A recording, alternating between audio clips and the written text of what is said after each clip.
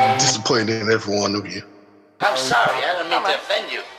I'm disappointed in every one of you. I kiss you on the mouth. No, I'm not cool with that. Just, I'm sorry. One more time. I'm disappointed in every one of you. I mean, I'm dealing with degenerate animals.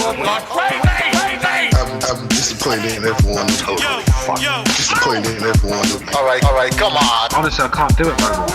I'm disappointed in every one of you. Let me tell you why. It's gonna be alright, Nicky. Go ahead.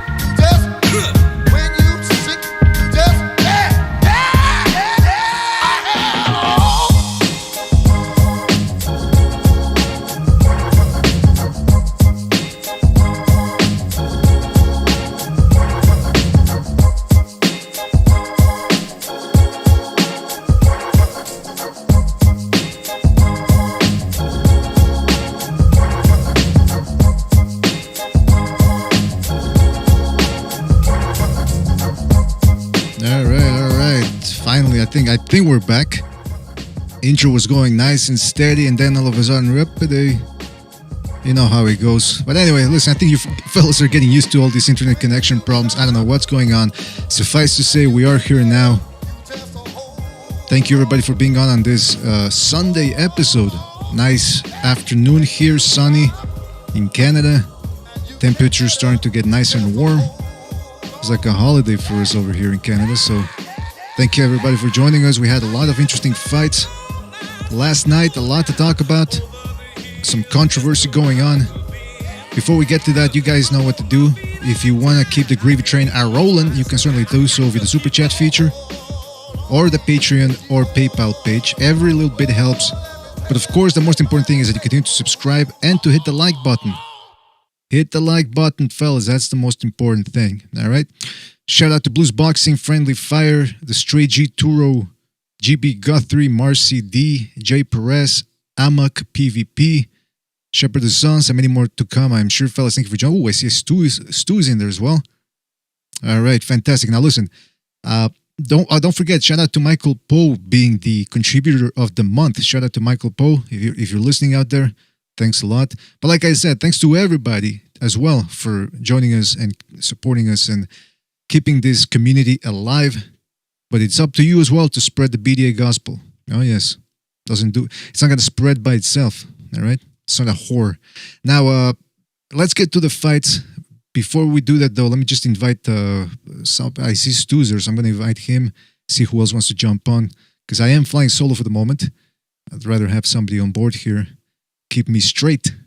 Otherwise I start getting a little too controversial.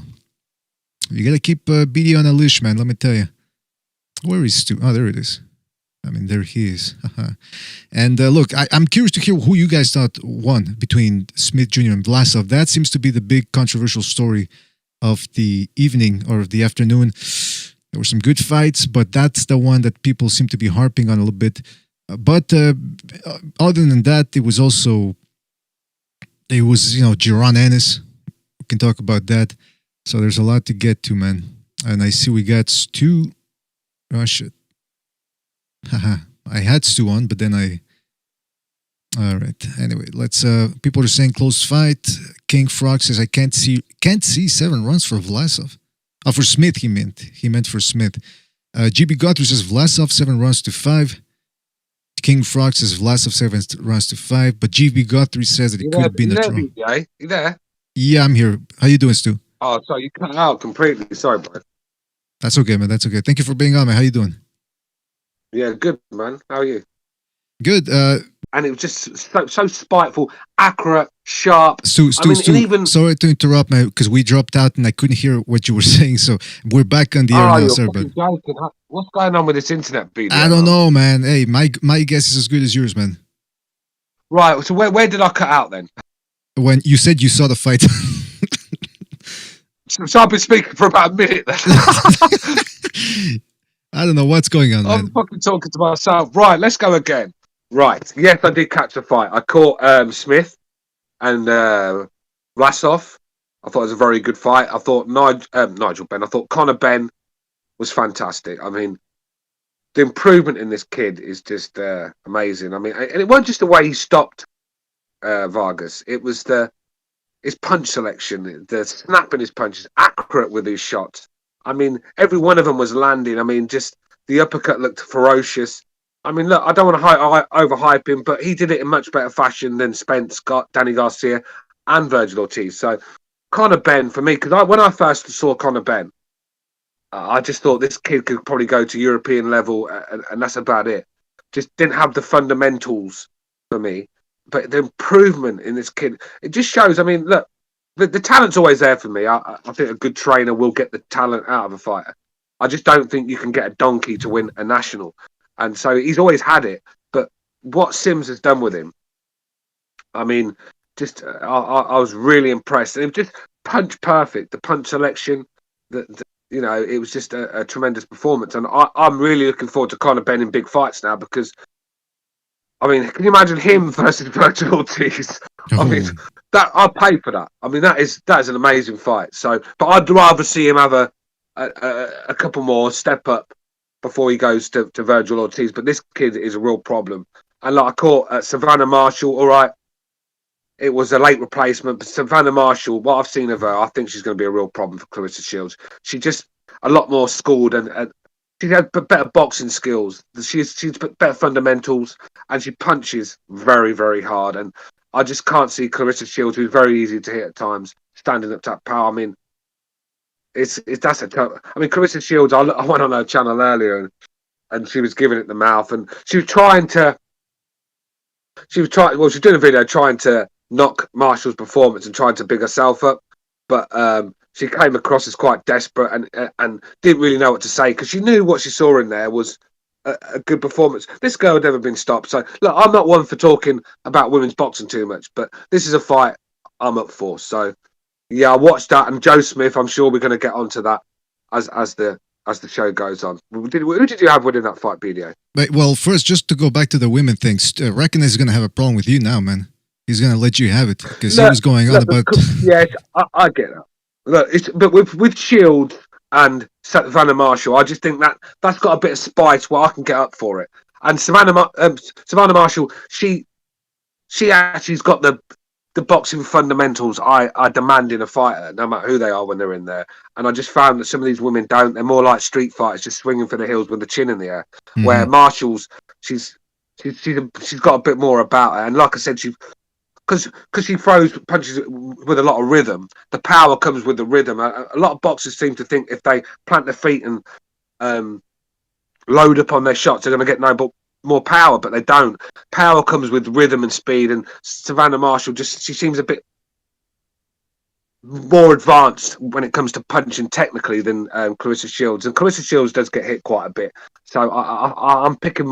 I think Marshall could stop Clarissa Shields. I really do. I'm quite confident of that. Clarissa Shields has never really impressed me. Look, her best win is Christina Rubber Mallet, and you know my opinions on her. I mean, sure.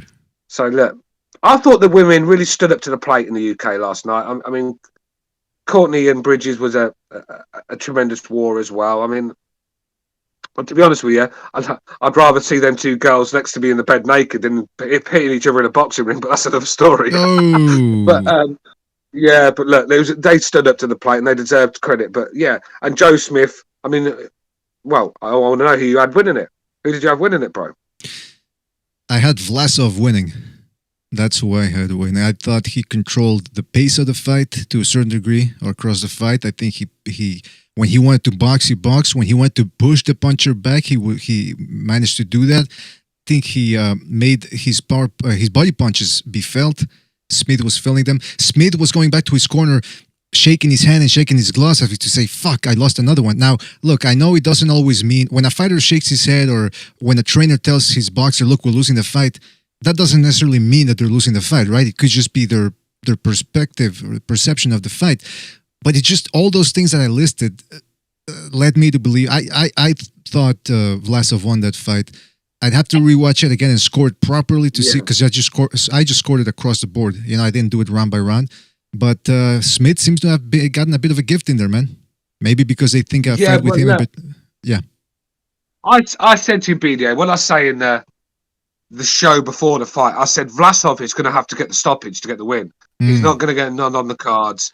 And I felt that what I saw, I thought Vlasov needed a little time to get his timing and his rhythm. He'd been out of the ring for a while, and it took him a while. And while he was doing that, he fights with his hands far too low for me, and he was getting caught with big shots. But I think once he managed to take the sting off Smith's shots and slowed Smith down a little bit in the mid rounds, I thought he started to take over, sort of thing. He was just doing the better work. Smith landed the more eye-catching shots, the more devastating shots. But I thought Vlasov all around looked like he won the fight for me. I just thought he did enough to win that. He was throwing more shots. He looked the more fresher in there in the latter rounds. I just thought he started to take over for me. But Joe Smith showed a lot of heart, a lot of courage. But like I said before, this guy, you can outbox him. I mean, he got outboxed by Vlasov, and Vlasov, he's a good fighter, Vlasov. But if Vlasov's doing that to you, can you imagine what Beterbiev's going to do to you? Even Bivol,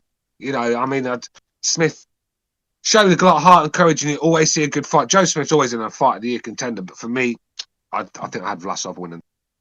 Yeah, you know, like Bivol already outboxed him. Beterbiev is not as fast as Bivol, but he can box from the outside, and on top of that, he's a big puncher. So, yeah, to Smith, look, I thought Smith would. I was expecting him to walk through Vlasov, but Vlasov, evidently, his punches managed to get the respect of Smith Jr., and that seemed to be the difference for the most part. But Stu, also, you know what I think I hate about Smith Jr., and I know it's easy to sit here on the sidelines and or the ringside or through the television and say, oh, he should be doing this, he should be doing that, but Smith Jr. just tends to load up on his shots a little bit too much and headhunt. When he I found it with his hooking. He just he overuses his hooks, and technically his hooks are not the greatest. He's missing a lot of them. He's loading up on them, and his tanks blow. Look, when you load up on shots and you don't hit anything, the energy you lose, you'll be surprised, mate. I mean, takes a lot out of you. And it was no surprise to me when he started to slow down in the 5th, 6th round. And that's when Vlasov, for me, started to take over. He was keeping at a decent pace. A lot of them were pitter-patter shots, don't get me wrong. But for me, he was just doing the better work at times. I know Joe Smith was landing the cleaner shots, but they were out of desperation after them. And like I said, for me, Vlasov, he really needs to work on keeping them hands up a little bit. I don't care how good you are. If you fight like that, they will catch up to you eventually. Roy Jones will tell you that, because Roy Jones used to fight with his hands down, but he was the best at it when he was fresh, young, and athletic. As soon as he slowed down a half a yard, he starts getting sparked out cold. And that's going to the same is going to happen to Vlasov. Put Vlasov in there with Beterbiev next. I'm putting Beterbiev 5th round knockout, maybe even before. Guys, he's got too many flaws defensively. He comes square on far too much, and that left hand is far too low. That is a British style. Vlasov has got a British style for me, where we fight without throwing from the waist, from that left hand far too low, and that's a problem at the top of boxing. I mean, you're going to get found out quickly, and Yeah, that's my opinion on Vlasov. But Joe Smith is the Joe Smith of old. We always get that from Joe Smith. It's heart, determination, will to win, but just boxing skills just lacking, and he's always going to get outboxed by the top guys. Yeah, look, styles make fights, so who knows? I mean, Smith does have a puncher's chance, but the thing is, oh, by the way, real quick, shout out to, hold on a second. Okay, shout out to Tony Boswell for his contribution. He says, much respect, BD Boxing in the chat. He was at the fight, by the way. Tony Boswell was at the Smith Jr. fight, I believe, which had a limited capacity crowd, but shout out to Tony, man. I hope you had a good time. It's that he put the photos up on the Discord. And shout out to GB Guthrie for his contribution as well. He has a fist bump in there. So shout out to you guys. You know, Stu, when I said that about the body, about Smith Jr., one of his trainers or somebody told him, go to the body. Because for the most part, the main trainer, I believe, was just telling him, yeah, you got to keep going, baby. You want that title? Go get that title, baby. Go get that title. You got to go in with the jab. Go. And I'm thinking, that's all you get telling him? Go in with the jab, get that title, baby. That's the modern day American trainer for you. That is the modern day American trainer for you. Like I said, wear a gold chain, smoke a cigar. You might as well call yourself a trainer in America these days. Fucking, I mean, I'm not the British trainers, but at least they act like trainers. These fucking guys are cheerleaders. I mean, look, don't get me wrong, there's some good trainers in America, but they're getting on a bit. I mean, you've got Keisha Cole's dad, Virgil Hunter. You've got Freddie Roach is finished for me. I mean, the guy can barely hold pads up anymore. I mean, that's he's no good to anyone. I mean, so look, they're lacking good trainers in them. Obviously, the one with Tyson Fury. His name. I cannot forget Stewart. Sugar Hill. Sugar Hill. How can I forget him? He's a good trainer, and there's a few others. But like I said, far too many trainers in America that are just cheerleaders. That are not giving any instructions. Just go and do what you're doing. Go keep doing what you're doing. You're the champ. Yeah, that's no fucking good. The guy's getting outboxed, and it's like he's not getting outboxed. This is not Pernell Whitaker in there. He's getting outboxed by. This is fucking Vlasov. I mean, come on, man. I mean, I could have gone in that corner and told Smith what to do. You got to take his range from him. You got to charge him. You got to start leading with right hands when he's got that left hand down, and you've got to start chopping away at the body, slowing this guy down. When you're fighting a mover that's quite tricky, you've got to slow him down by going to the body. And Smith, obviously, that's what he had to do. But Smith was fighting at the wrong range, and then when he was smothering his work, and his hooks were all over the shop. I mean, look, do what you do best, and that's just he should have took it to a dogfight. That's what he should have done. I know it was a good fight still, but Smith never really took it to the dogfight where he was mauling him in the inside and stuff. You got to take his distance from that guy. Was just sitting there playing around with him at times, with his hands down, flicking his fucking jab from the waist. And come on, man. I agree, man. I agree. It was Vlasov. Look, tricky fighter. He's not a bum, but it's, like you said, he wasn't getting outboxed. And here's the thing. I think it was in between the 6th and 7th round when the trainer was, "Come on, baby, go get that title, go get that title." And then I think it was the assistant trainer said, "Go to the body." And as soon as Smith started going to the body later on, I think that same round or 2 rounds later, boom, he finds a right hand upstairs, a straight right. Why? Because he set that up with the body shots, and he actually started making Vlasov feel those body shots. And then he, again, I don't know if it's because he forgot about going to the body later on or because Vlasov started to score with his uppercuts and that took away the body shots. But again, Smith Jr. later on stopped throwing the body shots, and then he rallied late when Vlasov was tiring. But those body shots were there, man. I mean, this is what Joe Smith. If I was Joe Smith's trainer, I would have gone in there and showed him how Carl Froch beat Lucien Boutte. That's how you take a slick fighter. That's because he was quite tricky, Boutte, with a bit of power and stuff. And he used to fight very slim to Vlasov, right? But that's how you beat someone like that. You charge them, so they've got no time to counter you, and then you just maul them and beat them up on the inside. But see, that's what Froch did, and threw punches and bunches. But Joe Smith just never had, for me, just never had the skills that he looked like he could ever win that fight for me. I know it was close, but he never really looked like the dominant man. He'd land a big shot and then he'd take 3 in return. I mean, Smith's a good fighter, but for me, I just don't see him winning a title anytime soon, man. Somebody in the chat room, I think it's called Rob, he says Smith needs a new trainer. Now look, I'm not one of those types of people that jumps the guns to after a bad performance. Change trainers. But at this point, we've seen Joe Smith Jr. be a limited fighter. Yes, he got the Alvarez win. He's got the Fanfara win. The Hopkins win, if you want to go through it, even though he was an old man. But I do believe he needs somebody that can actually show him, look, if this ain't working, go to this plan. Or, if that plan ain't working, go to plan C. You know what I mean? It's a real tactician, because the trainer that he has now, I don't know who his name is, no disrespect, but it seems to be a limited scope of what they can tell him during a fight. That's what a good trainer is, man. Part psychologist, part motivator, but also strategist. Gotta tell him what to do. You can't turn a Fiat into a Ferrari. It don't matter how good of a trainer you are. These kids have already got to have it in them.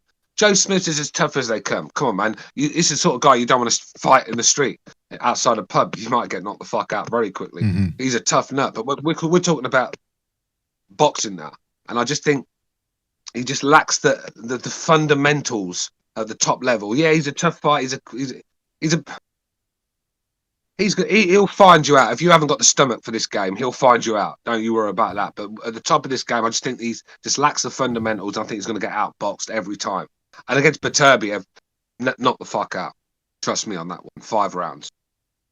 Sounds like a sensible prediction, man, based on what we saw last night. But again, styles make fights. But that's the fight that's going to happen. And again, most people didn't like the decision. I know Gonzalo, he's not here right now. Hopefully he'll stop by, but he was telling us in the Discord rather, that he thought Vlasov, he was landing a lot of shots, but that Smith landed the hardest shot. So he didn't seem to have that much trouble with the decision. But listen, Smith Jr. everybody gets one in boxing. A little bit of a gift. And it seems like that with Smith Jr., that's what happened with him. Again, he goes on there, probably takes some Beterbiev now. About as interesting fight on paper as it can get at 175. So hopefully we get some interesting things going on with that one. You mentioned Conor Benn, by the way. I wanted to bring this up because Johnny Boy was on the stream. Very impressive. He was on the Discord last evening before the fight, and he says, Vargas is a bum. And I said, well, I don't think... Conor Benn, you saying Conor Benn said this? No. Johnny Boy. Johnny Boy was on the Discord, and he said Vargas is a bum. And I said, I don't think so. What do you mean by that? I forget exactly what I said. But then there was another dude on the Discord called Reality's Voice, and he told Johnny Boy, like, what do you mean? Like, he called him out on it. Said, well, what do you mean? Well, not called him out, but he asked him to explain himself. And Johnny Boy didn't take too well for it, and he just started doubling down, saying Vargas is a bum. Stu, you know my policy. I don't mind calling fighters bums, especially if they give us a bum performance. I know you're on the same train. Yeah. But, I mean, really, is Vargas a bum? Look. A bum is someone that goes in there and just gets totally outclassed. The fact is, I know it looks like what we saw, but he got caught cold early. And what Conor Benn did in there was it was tremendous. I mean, look, every one of those shots landed clean. The speed, the accuracy, the explosiveness of them. I mean, when you get caught cold early, that can happen. I understand that, but it's when people go in there, go through the motions. That's when I think, and then just take a knee and don't want to get up. That's what I call a bum. Vargas ain't a bum. He's gone in there with Virgil Ortiz. He's gone in there with Spence and Garcia, and he's done all right. He's not a bum. Of course he's not. But he just got caught cold early by a young, hungry lion that's at the top of his game. And look, Conor Benn is the most improved fighter from the UK. By a country mile. I was shocked what I saw in there, because early on in Conor Benn, I saw he had his dad's heart and his determination. And the problem is he had his dad's skills at the time. I mean, this is what people don't realise. Nigel Benn, what I saw last night, Nigel Benn never showed me that sort of world-class hand speed. And all right, Nigel Benn carried more power. Benn was more about power, heart, will, and just toughness. There was Nigel Benn could barely land a jab at times. It was all about taking it to a dogfight. But Conor Benn showed class in there. I mean, I'm not saying he'll ever be Nigel Benn. I don't know. It's too early to say that. But for me, all-round ability, he's far better than his dad. I mean, he just really improved. But I'm not going to say he's going to be Nigel Benn. He's got a long way to go for that. But I'm just seeing what I'm seeing of boxing skills and ability. He's better. He certainly did show. I mean, hey, he beat Vargas. I know Vargas been through the ringer, but look, I'll compromise and I'll say he's not a bum, but he, I'll agree with that. I mean, I've said it before. He's not a bum, but I also admit that he's not. There's not many fighters, BDA, that would have stood up to them punches. And this is what makes me sick to my stomach when I read boxing fans doing these retarded comments in this conversation. Oh, the fight was stopped too early. I mean, you just want to see a body in the ring, man. These guys must just, I mean, their lives are so empty. They're quite happy to see a body in the ring on a Saturday night. Just something to talk about, isn't it? Look, you cannot take 15 to 20 unanswered shots, and a lot of them were big uppercuts and big hooks. Even the straight rights down the pipe was rocking him to his boots. I mean, look, this is a sport at the end of the day. Vargas has got a family to go home to. This guy, he's coming to the end of his career. I mean, what do you want to see? A body in the ring? That fight wouldn't have gone much longer. Them shots, you do not take shots like that and then come back and recover. Trust me, Ben was too good that night. Ben would have gone through Vargas anyway. I thought if I was a referee, I would have stepped in the exact moment the referee stepped in. I thought it was brilliant refereeing, and I think we should pat the ref on the back for that one. I'm the first to call refs when they're premature Howard Foster stoppages and stuff like that. And the British refs are the worst in the world for premature stoppages. I get that. But that ref tonight, last night, spot on.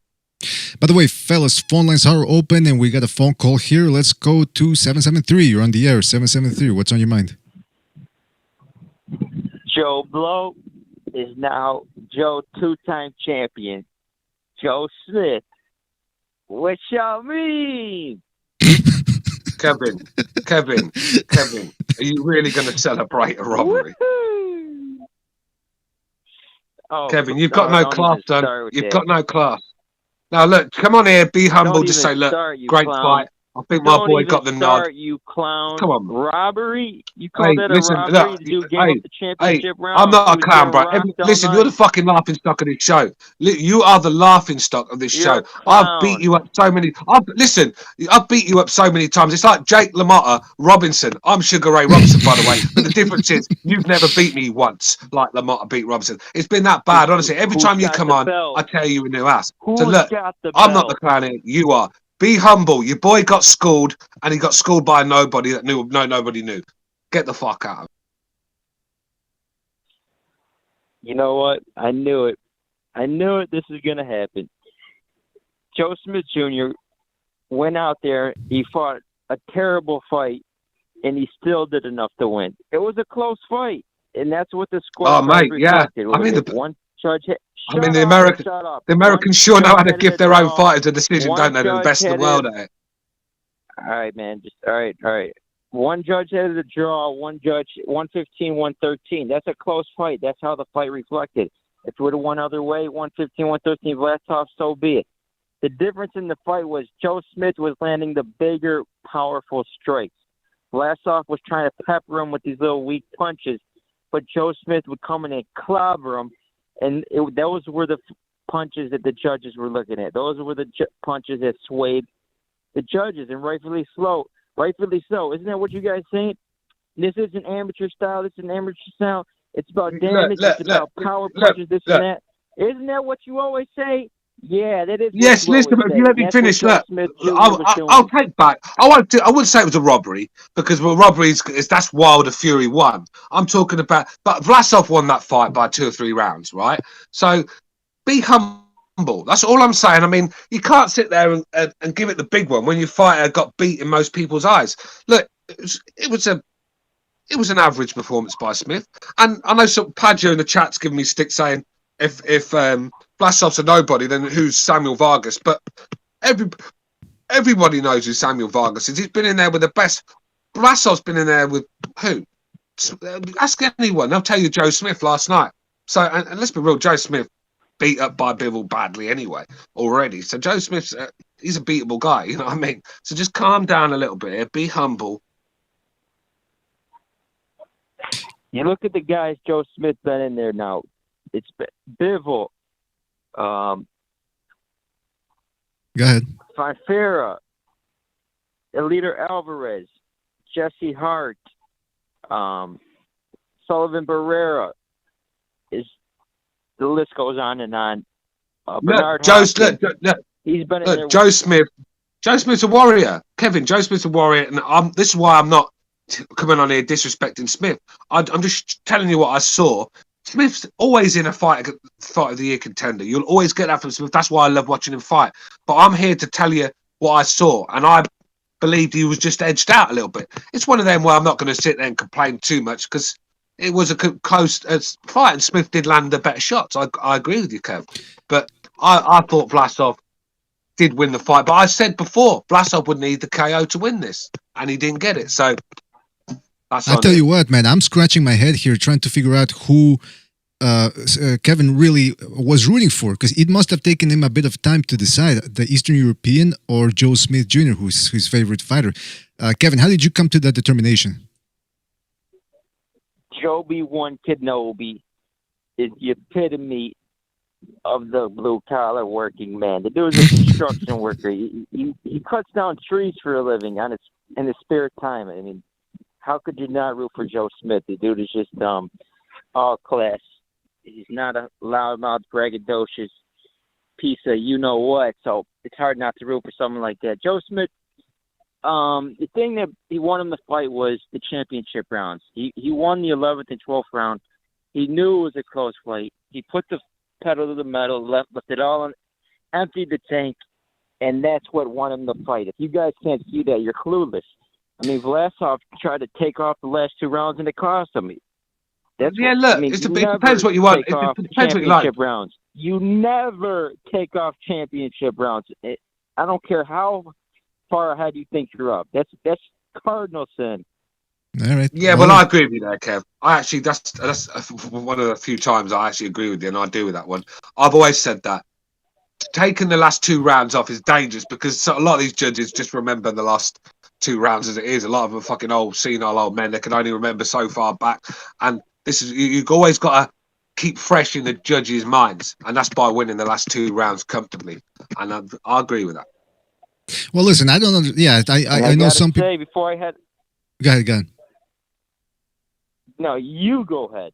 All right. Well, I was just going to say that, yeah, some of these judges, when they go, oh, well, let's, I think it goes for the fans remember the last round, but judges, whether they remember them or not, they still score the fight throughout the fight. So it doesn't make that much of a difference. I think it's more the fans that for them, when they're not scoring the fight round by round, the last 2 rounds really does make a difference for them in their mind because they're not keeping a straight score. But go ahead, Kevin. What were you going to say?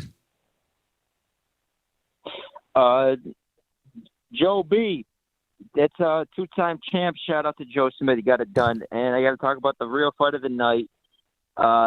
Montes Quinones versus Delorme. Yeah. Man, that was a fight. That was a good fight. Those dudes were just swinging and banging, really high level. Both look real explosive on point. This Delorme, I know he's a veteran, but he really wanted this win. It looks like he put everything into it. He was taking big bombs. He was hurt multiple times, but he's still moving, still trying to time him coming in. And that's Quinones. He didn't fold. He stepped up and he finished. He fought all the way through, took some big shots himself, big body work, and he still came through and won that fight. I like that prospect, Quinones. As far as Ennis, that dude, Lipinets, he looked 2 weight classes smaller. I mean, what's this dude? Why would he move up in weight? It's not like he's a big 140-pounder, and he moved up in weight. And he just looked dwarfed in there. All the punches he's thrown, he didn't. I think he stung him once, but he was landing good shots, but it wasn't nothing to hurt him, nothing to slow him down. Yeah, did you expect anything different from Lipinets? It was just the size disparity was on full display. The dude looked way too big for Lipinets. He needs to go down to weight. He probably can make 135 if he wanted to. But that was still a nice performance. And this dude is explosive. He's quick. I think you got to beat a dude like that. You just got to get inside and rough him up and put the pressure. I agree, man. Before I go, let me go to Lipinets. I believe y'all too. All right, Kevin. Let me go. Y'all be good. Thank you for your call, Kev. Take it easy, man. He's beaming. Dude, he's beaming. Oh, there we go. I mean, listen, one of his guys gets a win and he's going on like he's just banged Angelina Jolie. Come on, man, get the fuck out. Look, first of all, before I get on to Ennis, I agree with what you said about the judges score it round by round, but I always find it's always better because, like I said, a lot of these judges don't really know what they're seeing. They fucking half time they're falling asleep during rounds. It's always best to do your work at the end of the round and win the latter rounds. That's my point. But back on to Ennis. Who was it? He beat Lipinets, wasn't it? Yeah. Yeah, I mean, look, I told you about Lipinets. I mean, he's always going to fall short when it comes to fighting top guys. He's never going to beat the top guys. Just not good enough, you know. And he says about size, but look, it's not. Yes, size was a big factor, but in the end, mate, just not good enough. He could have been fucking Andre the Giant in there. It wouldn't have made any difference. Just not good enough. And this is what I mean. When you get to the top, you've got to have something different. You know, a lot of fighters, you know, you see a lot of fighters, and they're just all the same, aren't they? They're just, but the best fighters have got that little extra in them. I've just never seen that in Lipinets. Not a big fan of his, to be honest with you. And I expected Ennis to knock this kid out, and happened like I expected. Yeah, Lipinets is a solid B fighter, especially at 140. Can give everybody a lot of problems. Well, 147 against a big guy like Ennis, who's got power and hand speed and a little bit of boxing acumen to go with it. It just wasn't going to happen. By the way, we got another phone call here. The wild card line. Let's go to the wild card line. Weird number 111. You're on the air. 111. What's on your mind? 111. You're on the air. Yo. Joe Smith Jr., New York on top. Two-time champion, the best wrestler. Oh, not him again. I mean, this guy is the greatest, bro. I mean, listen, he always gives us performances. I mean, he is a construction worker. He's a class. He's class, man. He's gonna knock out better BF. I mean, wow. It should have been a knockdown. It should have been a knockdown. When he knocked out Vlasov, we know that Joe Smith Jr. is always trying to get robbed and everything, bro. But no, he came on top. He beat the likes of Jesse Hart. He went to decision with Bevo. He knocked out former. All right, do me a favor. Just talk normally, man. Just talk normally, because I know you're trying to. Caller. Can you hear me? On the line or something. Fucking hell. Caller, just talk normally, man. Because put the weed down. Yeah, you're trying to hype it up, but it's not working. Just talk normally. Go ahead. Look, put the poor Mac down and calm down a little bit. Put your cliff down and start again. I didn't hear a fucking word of that. He destroyed Maxim. All I heard was New York on top. Get the fuck. New York on top. New York on top. New York on top. New York on top, bro. All right, he hung up. Listen, this kid, he likes to call in the troll. You got to be over 18 to call into this show or just to be on the show, whatever. Just and watch it, because we get letters sometimes from parents. My kid, your show's supposed to be a sports show and you're out there making dirty jokes. And shut up. It's a fucking show for adults, all right? Can we agree on that? If you listen to this show and you let your kids listen to this. No one's saying it's not his normal voice as well, but look, if you're going to call in, at least have a voice that we can hear. I mean, I can't hear a word the guy's saying. I mean, all right, he might be Haitian. I don't care where he's from. He better learn better English if he's coming on here. Anyway, look, I think I heard he said Joe Smith on top or New York on top. Again, I'm hesitant to call it a robbery because so many people have a different opinion on this. It's not like most people agree. Like with Chocolatito Estrada, it was mostly the Mexicans who were saying Estrada won that one. I'm Mexican and I had Chocolatito winning because that's what I saw. Maybe I was reading a little bit more for Estrada, but the facts are the facts. But with this one, though, guys like Gonzalo are saying, hey, and people in the chat room too are saying, hey, look, Smith landed the harder punches. It could have gone either way. So, I don't know. I think I would have to rewatch the fight, but at this point, I'm not that invested into this sport right now to start rewatching fights 3 times just to get an accurate version of what happened. Those days are over, man. Those days are over for me. Look, I'm getting that stubborn. I'm not even watching live fights as much as I used to. I mean, there's got to be a certain pedigree of fights. All right, I stayed in last night. I had a quiet one, so the boxing was on, and I actually enjoyed the boxing last night. It weren't the greatest nights of boxing, but I enjoyed the fights that I saw. So, but yeah, for the days of me fucking studying fights and stuff, and well, long gone. I liked that last night's fights, man. And back to Ennis versus Lipinets. Look, Lipinets was indeed up in weight. He was a smaller guy relatively, although he did show up. He looked muscular in there, but he's just again short. Like you said, when he fought Mikey Garcia, just couldn't quite get there. He struggled sometimes with certain fighters, although he ended up coming out on top. But Ennis just too much of a physical force. I have to emphasize that the physicality had a lot to do with it. I'm not saying that Ennis is all just power and speed, but that played a big part in that. Yeah, by the way, Stu, when this guy throws shots, he loads up on all the shots, and you can hear it. Since there's no crowd, you can hear them pretty clearly. I was cringing some in the first 2 rounds when he was going full speed. I was like, oof, I would not want to take those shots, man. The kid looks a threat, doesn't he? The kid looks a threat. There's no doubt about that. But we need to see him in some, like I said, Lipinets moving up and weight. Lipinets wasn't even the best guy in the division below, so it's not like he's brought a champion up and dismantled him. He's dismantled Lipinets, a guy that, like I said, just not good enough for me. I've always had that opinion of him. Not saying he's a bum or anything. Just I fancied Ennis big time in this one, to be honest with you. Yeah, I thought it was. To be honest with you, the way Sergei Lipinets fought last night, he wouldn't have beat Jessica Ennis.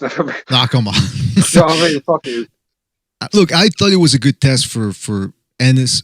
I wasn't sure how much trouble Lipinets was going to be able to cause him. But look, Lipinets, man, you got to give... It's not like he didn't try. He went in there. Joe Goosen kept telling him, you got to take it to him on the inside, because if you just let him wait and you give him time, he's going to pot shot you from the outside and really do some damage. He was throwing a straight left to the body that was doubling Lipinets over every time he cut him with it. So Lipinets tried in there, man. He was hitting him with some body shots. He stunned him a little bit in the second round. He landed an overhand right, but Lipinets recovered within 2 seconds. This guy's got great conditioning and great wherewithal, but fucking Lipinets, man, he just fucking couldn't maintain it, man. And when he got dropped and he didn't even try to get up, I think he knew, was like, all right, if I keep going this way and just pushing, this guy's gonna grind me down, and maybe make more. The referee did the job for him too as well. He saw the way he fell. He said, yeah, this guy's. He could have gone on too. I think Lipinets could have gotten up, Stu, but I think they both knew what was up. They both knew what the news was in. Yeah. Now with Aaron Yerder, what a fucking attention-seeking bitch boy, this guy. Who? I mean, anyone that calls himself Aaron, he's got a fucking swastika tattoo on his arm, but I bet he hides the fucking. He's not one of them brave enough to show it. Listen, I ain't got no time for people like you, divisive people like you, and you're on my nuts right now, begging my attention because you think people don't know who Jessica Ennis is. Only people in the UK. Look, this woman has won gold medals in the Olympics. I'm sure a lot of people know she's right. I don't want to hear about what you got to say to me. Stop begging my attention. Get back to your fucking Sieg Heil books, right? And leave the boxing to the real boxing people. Yeah? Well, let me tell you, man. When it comes to Ennis, I think the future is bright for this fella. I know Thunderdome did a film analysis highlighting how, because he respects Ennis, but he doesn't really hold him that high in that much of a high regard. He thinks he's got defensive holes, and I agree. To me, he's a bit Crawfordish. His performance last night was a bit Crawfordish in the sense that I don't think he was totally dominating from a technical perspective, from a technical sense, but his physicality, the body shots, it's just the power and the speed that this guy has. It's going to be a difficult night for anybody. That's the thing, those two. This welterweight division, it's starting to light up a little bit, because you got the guy that fought last night as well, a Manatas Stanionis. He's from Lithuania. Strong guy, very strong. He went 12 rounds with Delorme, but he was coming forward strong.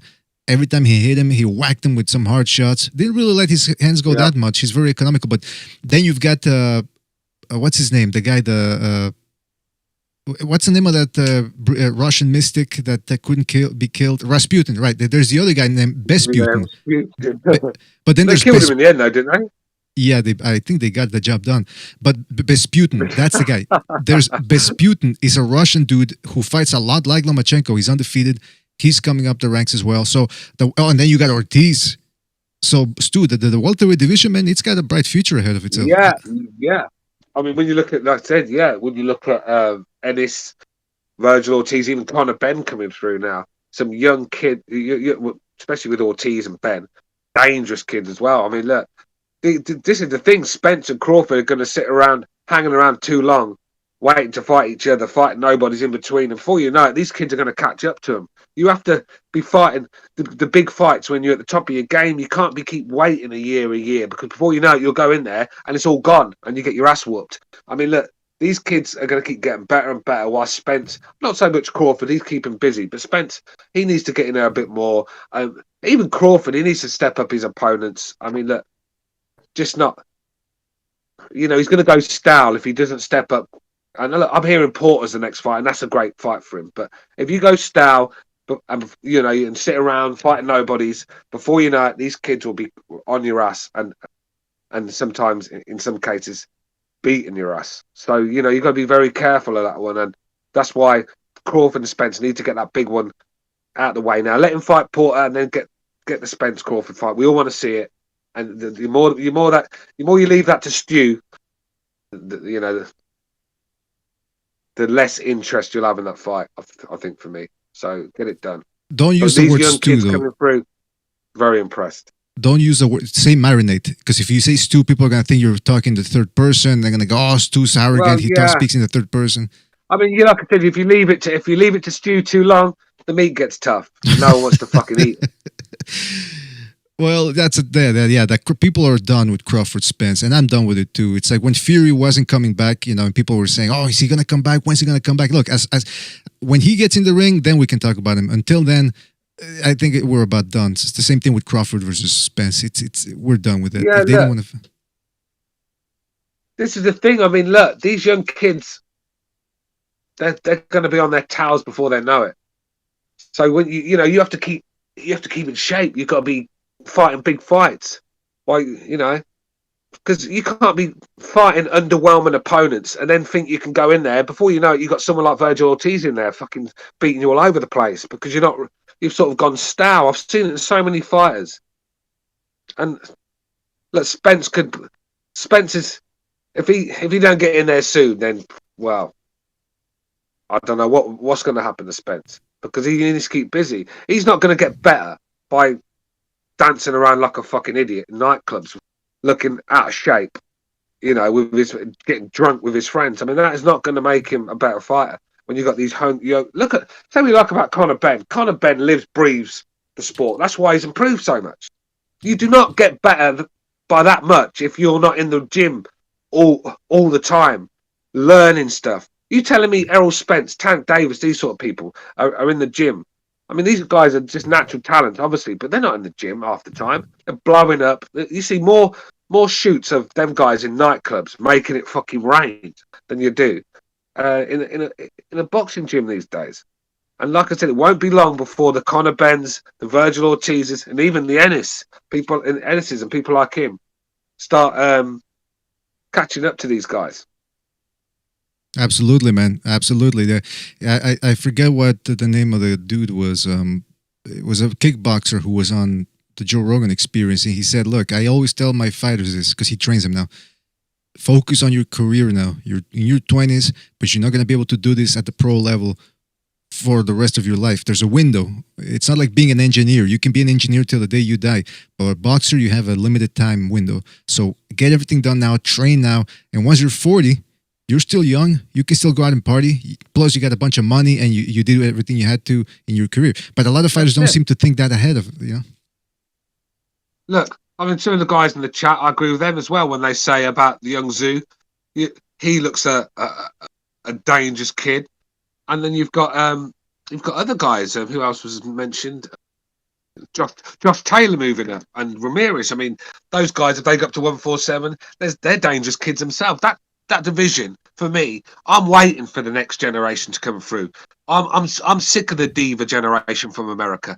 The Thurmans, the Crawfords, the Spencers, the Mikey Garcias. They're all fucking divas, man.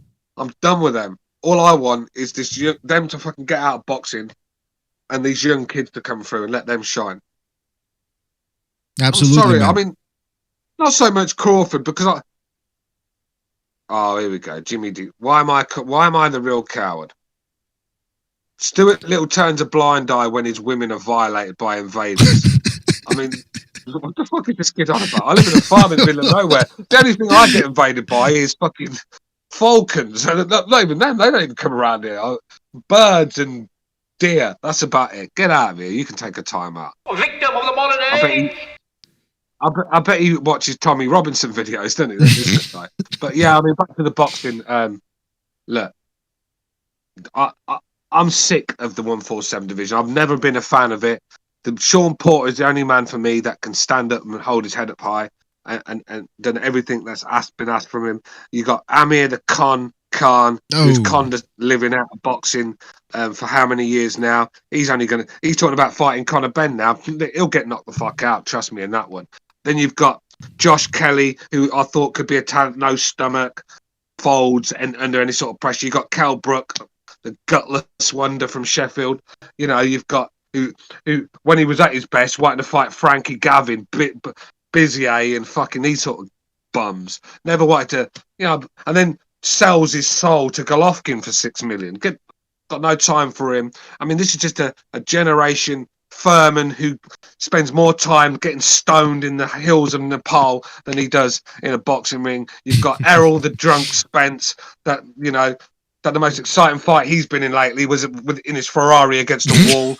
Then you've got Terence, no energy Crawford. I mean, he's just got no energy. I mean, Trump used to talk about Jed Bush having no energy. Crawford makes Jed Bush looks like a raver on pills. I mean, look, this guy's just got no energy. Just doesn't care.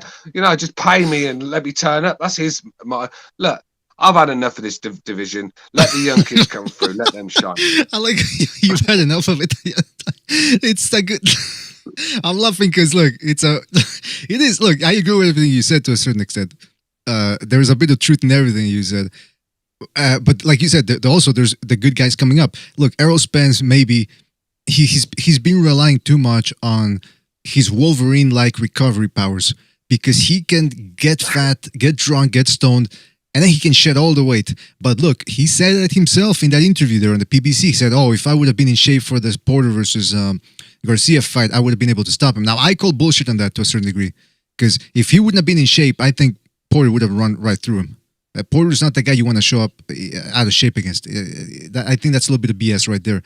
But we can't deny what we see. He's getting fat in between training camps. And then there's that video that came out of him at the Virgil Ortiz fight in Texas. And he's drunk like a sailor, who just came back from Nepal or whatever, like you said. And he's wasted. And his bodyguard is behind him, trying to get him out, get him out of the way of the camera so he doesn't embarrass himself. But meanwhile, he's grabbing him by the hips, close to him. Looks like they were going to go on a date. I mean, it doesn't get any worse for Errol Spence right now. Errol Spence is the sort of guy that would turn up if he was invited to an Epstein party. And be the receiver by the looks of him. I mean, there's just something like that wrong with that fucking guy. And there's a culture, isn't there? There's a culture over there that, I mean, just these guys, man, what's wrong with them? They're wearing pink shirts and tight jeans. Oh, no. They say I wear tight jeans, but I wear fitted jeans. There's a difference, right? Big difference, but no, sure. just the way they behave, always cuddling and kissing. Our boxers don't. Do you ever see Bellew and Froch cuddling and kissing and holding each other's legs and stuff? I mean... Come on, man. Man, this some shady ass shit right here. Yeah, it's weird, man. But I will say this though. Somebody in the chat, hold on, Bray IDK in the chat. Thank you for your contribution. He asked a good question too. He says, "What's next for Ennis? I would like to see Jaron versus Danny Garcia, the Battle of Philadelphia." Hey, man, that sounds like a great fight, man. Well, Danny Garcia can never cross the line. Garcia, that guy will go in there, go through the motions. lose on points, and collect his paycheck. It's just a repeat with Danny Garcia. Why do you want to see Danny Garcia go in there, give you 50% of what he's got, and just collect his paycheck and lose? Come on, man. It's time for that's what I mean. Danny Garcia is another one that needs to just go away. I mean, can't we just reboot the 147 division or something? I mean, I just get these fucking guys gone. Let Crawford stay, and the rest can go. Well, you know what, Stu? Stu? Come through. The way it's going to get reset is if you put a guy like Jaron in there with Danny Garcia. Because look, Garcia, he's lost to Porter, he's lost to Thurman, he lost to Spence.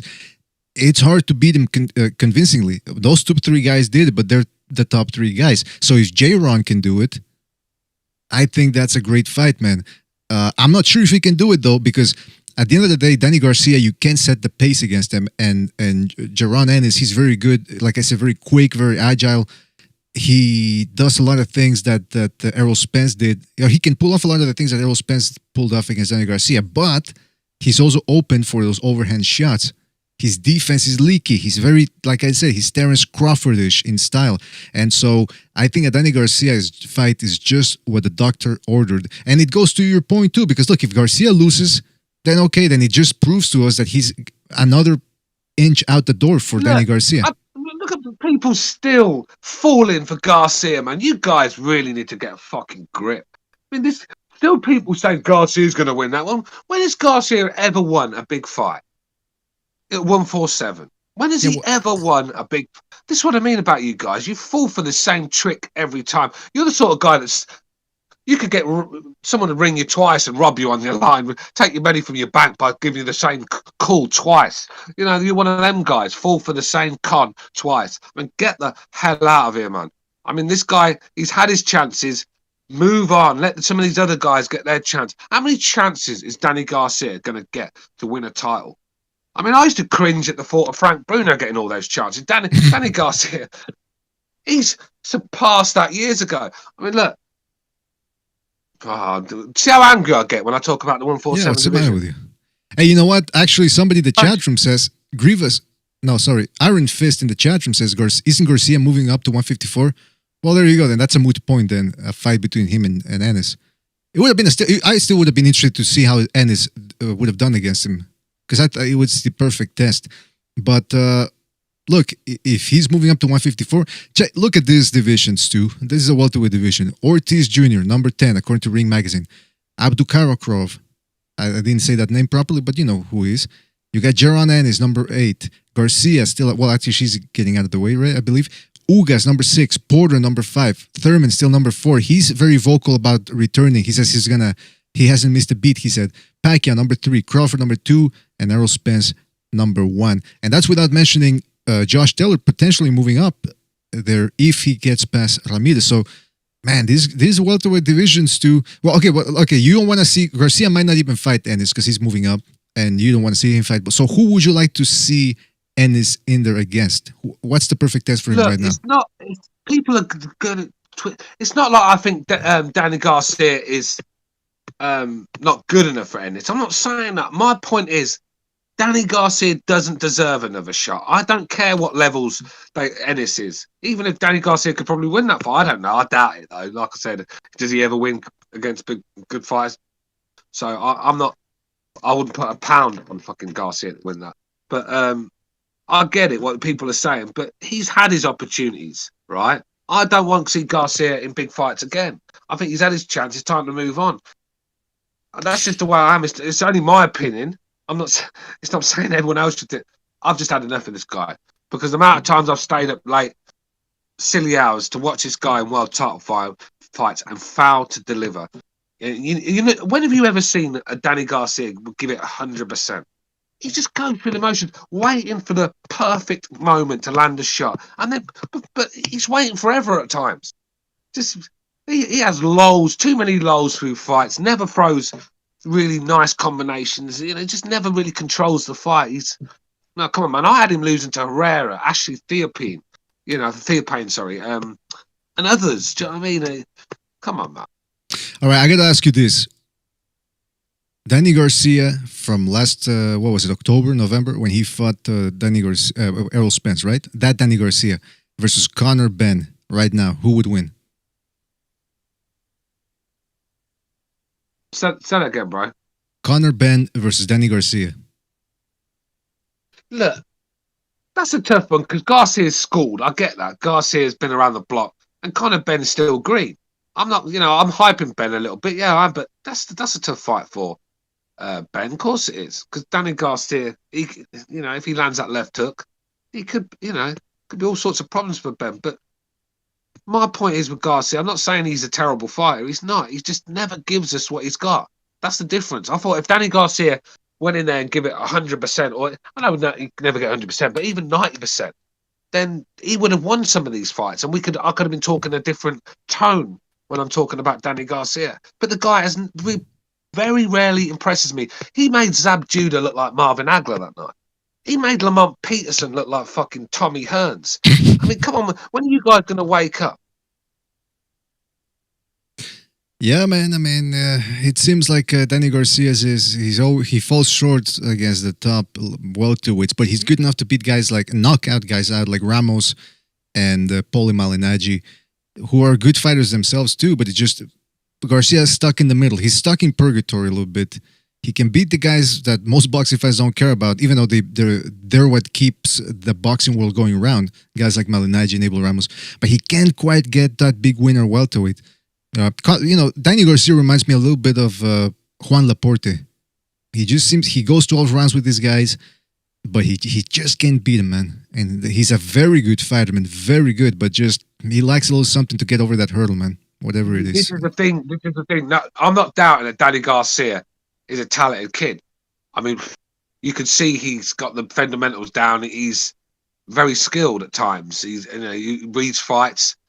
And he's very tough. I mean, it's going to take a real good puncher to get him out of there. I see it, and that's why I think that might be a little bit a step too far for Conor Benn right now. I'm not overhyping Conor Benn, but what I saw in there last night, I see improvements, and if he can get better, then sky's the limit for Ben. But like I said, Garcia, I mean, I don't know if that's a fight I would chuck Conor Benn in with next, because even though I slag Garcia off, I'm talking at the top. Well, he's falling short at the top all the time because you're not getting 100% out of the kid. He's giving you 50, 60%, and he's going through the motions, losing on the cards and taking his money, and I don't like that. You know what? At this point, Garcia falling short 3 times might be time for him to get a new trainer. I think that's one guy that you look at him and say, it's evident he needs a new trainer. You see shades of Mourinho at Tottenham, don't you? When you watch Angel and Danny together, it's just gone stale. The ideas are getting old now. Danny needs to freshen up on things, and he might get a second wind and come again. But if he stays with Angel, I mean, I just don't see it getting any better. It's sort of thing. Sometimes a trainer can only give you so many ideas, and then when it stops working, then what? He hasn't got anything else to offer you, and that's when it's time to move on.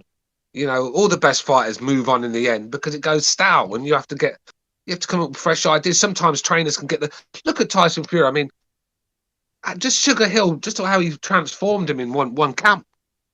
And that's one of the best fighters that go stale with people. And all you need is one trainer to just give you something fresh and give you a different different environment even. That makes a lot of difference. Just being around the same people, the same gym, hitting the same pads. I mean, just get stale. And I think it's always good to move train, especially at this time of your career. I think just a few more fresh ideas and, just spicing up things a bit. And Danny Garcia might come again. But if I had to put my house on it, I'd say he wouldn't. You know what? You made an excellent point about the trainers because, like I keep saying, a lot of boxing is mental. If a fighter goes in there and he goes, I got to get through the motions again, blah, blah, blah, he's going to give you the same old thing. But sometimes just little changes in training camp with a different trainer can actually reinvigorate a fighter. If he gives him different drills, different types of sparring, different challenges in the gym, it can make a difference, man. Again, like you said, sometimes a fighter is what he is and he's wired a certain way and you can't change him. But other times, some little, it's like a recipe. You change a couple of the ingredients and boom, you get a whole new dish. And so that's what could happen with Danny Garcia. I mean, I've seen it so many times where a trainer, a fighter's moved to a trainer and he's just got it back. That sparks come back. And just like I said, sometimes it's just different environments can make a difference. Just different drills. You know, just when you're doing the same thing all the time. I mean, just even Golovkin he just got fed up with Abel Sanchez in the end, didn't he? Because he was just doing the same things at Big Bear, and there's only so many ideas a trainer can give you. That's why it's best to just swap around. I mean, I'm not saying change a trainer after every defeat or something, but when things ain't working, you've got to change trainers. George Groves left it far too long to leave Paddy Fitzpatrick, because Fitzpatrick, it was clear to everybody that knew anything about boxing, this guy was a fucking clown and had no business in there. And George Groves lost 2 big fights down to bad camps and bad instructions. That's because right. the guy, like I said, he had no business in there. If George Groves had gone to a different trainer, even a different British trainer, instead of going, then I think George Groves would have won a title before that. I mean, look, George Groves, when he fought Froch in the first fight, all right, he lost the fight, controversially, should we say, but look at that George Groves, and then look at the George Groves under Paddy Fitzpatrick. It was chalk and cheese, man. Like I said,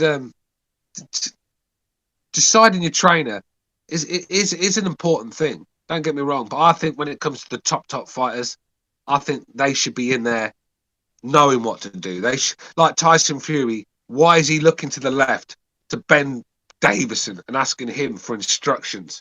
I mean, come on, man. What can Ben Davison, the fucking gym instructor, tell Tyson Fury, a fighting man, the Taibo about instructor? What he's doing there when I mean, come on. This is what I'm telling you. Tyson Fury, I just couldn't believe what I was seeing. A guy that's been in boxing all his life, that knows the game inside out, a historian.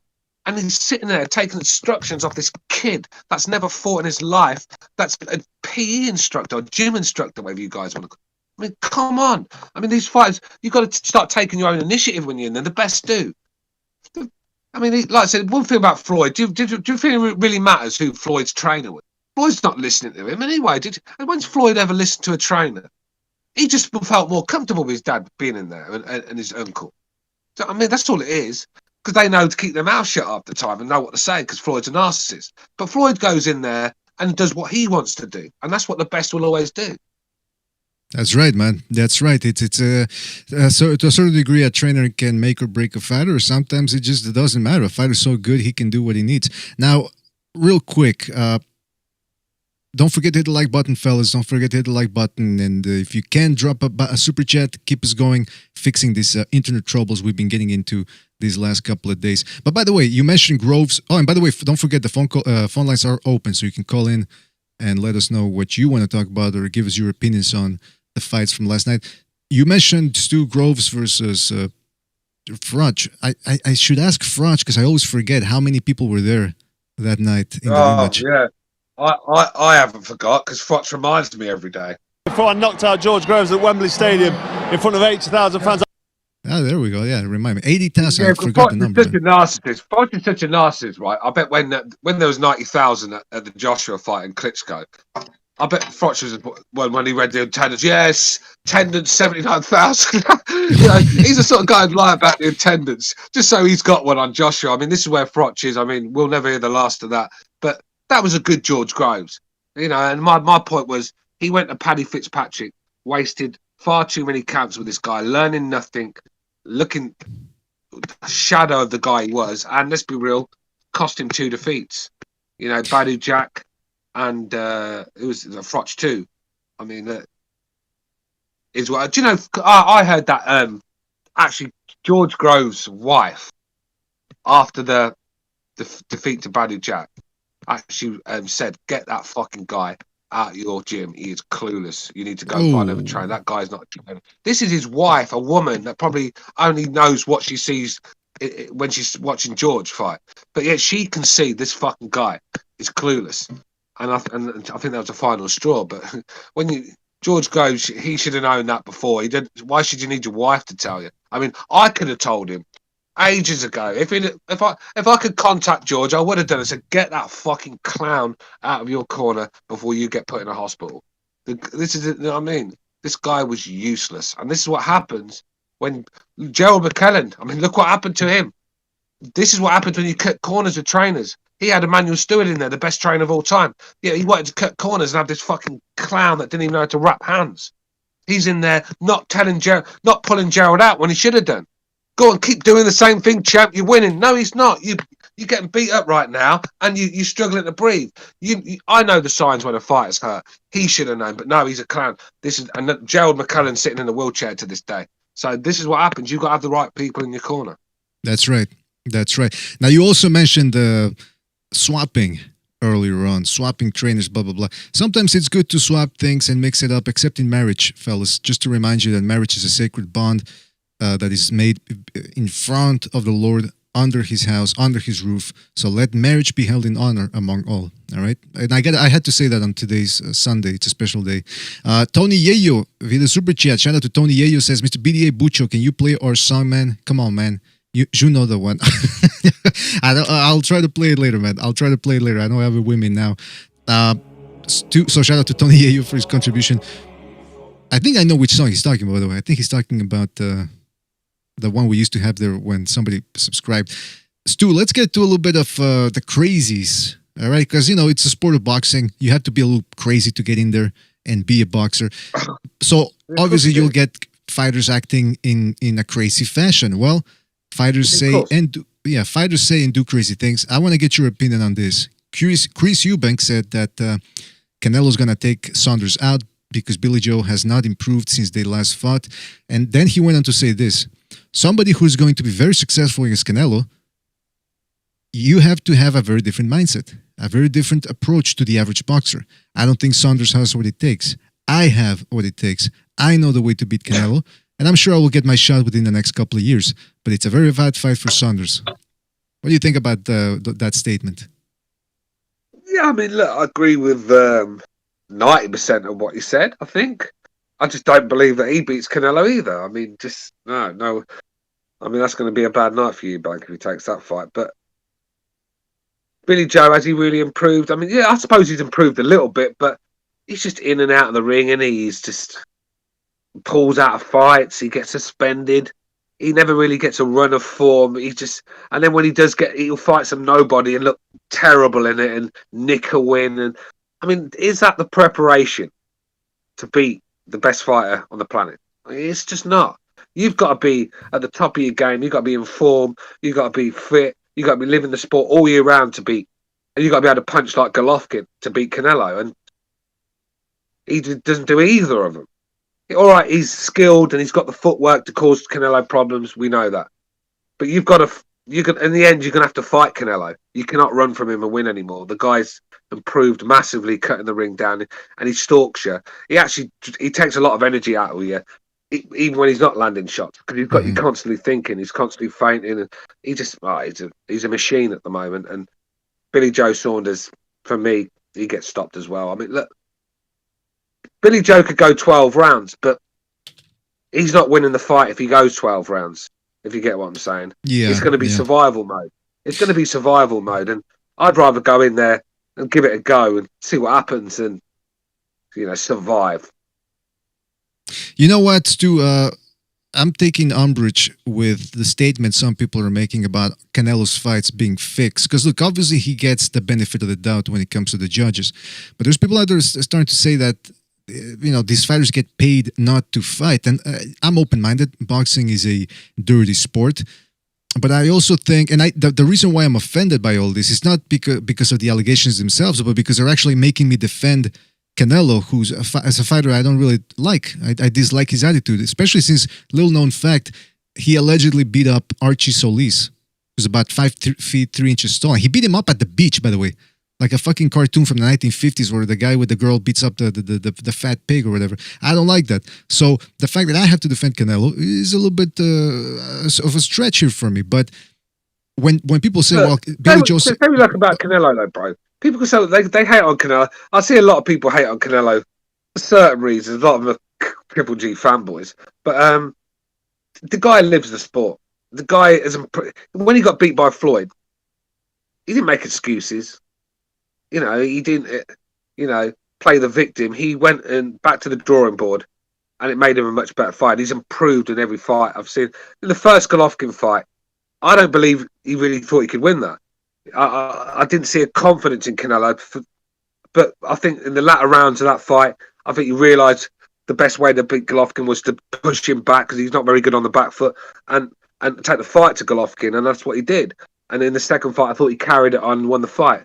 And he's just getting better. I mean, it's 168. I think he looks fresh as well because he's 160. I think he is quite draining himself. But 168, he looks strong. And, mate, it's going to take a very, very good fight to beat Canelo Alvarez and Billy Joe Saunders. As good as he is, it's not good enough.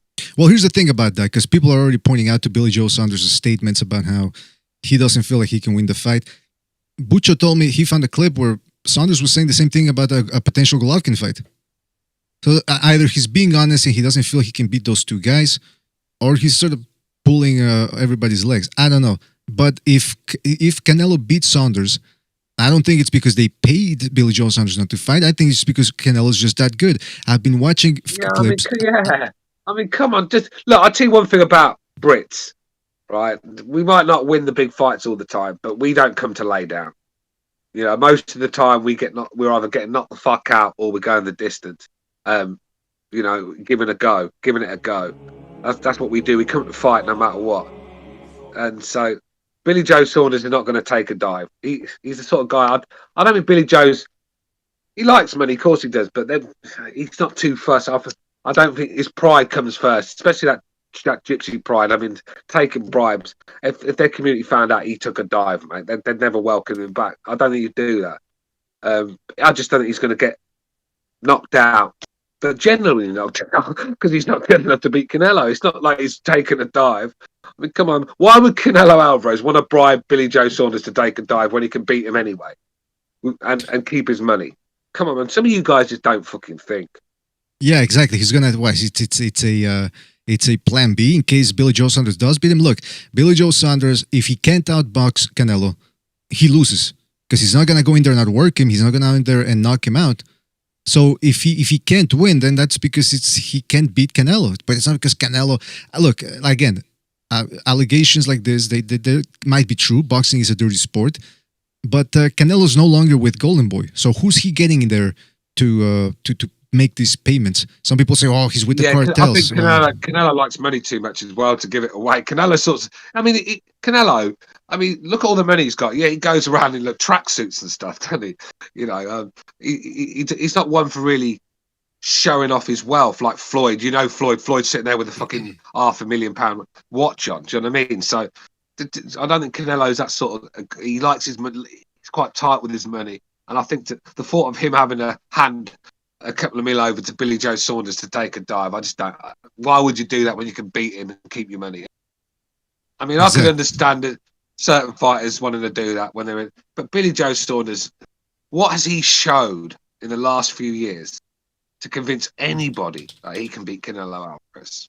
I don't know what these people are seeing. All right, he's got nice footwork and he is a good fighter, Billy Joe. Canelo's special, man. I don't care. You haters can say it like he's a special. I'm still looking forward to the fight. I'll watch it because I think he's got a tricky style.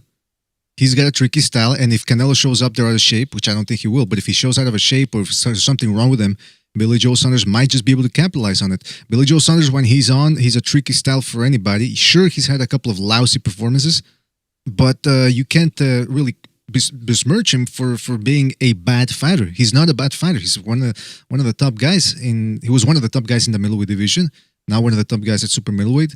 And I think he's going to offer a good fight. If you disagree with that, well, I don't know what to tell you. I got Saunders beaten. I got Saunders beating Andrade. I've got Saunders beating Andrade. I have. I've got Saunders beating a lot of those guys. The problem is Canelo, I just think it's getting better and better, stronger and stronger. 168, it looks his best division. He's not having to drain himself, and he's just looking strong and fresh. And Billy Joe Saunders, like I said, you have to be in fights to get your timing and your sharpness there. Training camps and sparring in the gym is not going to do that, you know. And especially when you're fighting the best guy in boxing right now, you've got to have your timing. You've got to be sharp on your feet. You've got to be in the best shape of your life. And you've got to have good wins behind you where you're getting confidence. Billy Joe's just done nothing recently.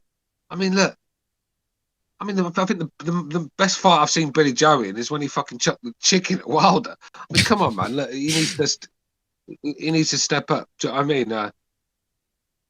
Or it's, you know, he's going to have to be the best Billy Joe we've ever seen, and even that might not be enough. Exactly. Probably won't be.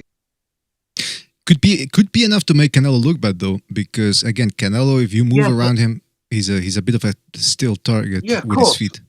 But the thing is, you're not going to win the fight doing that. Yeah.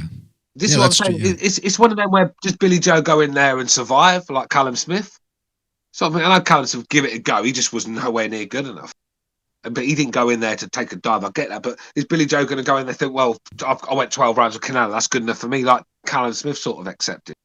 Yeah, that's going to be Callum Smith's one that he tells the grandkids. Oh, do you know about me, son? Went 12 with Canelo.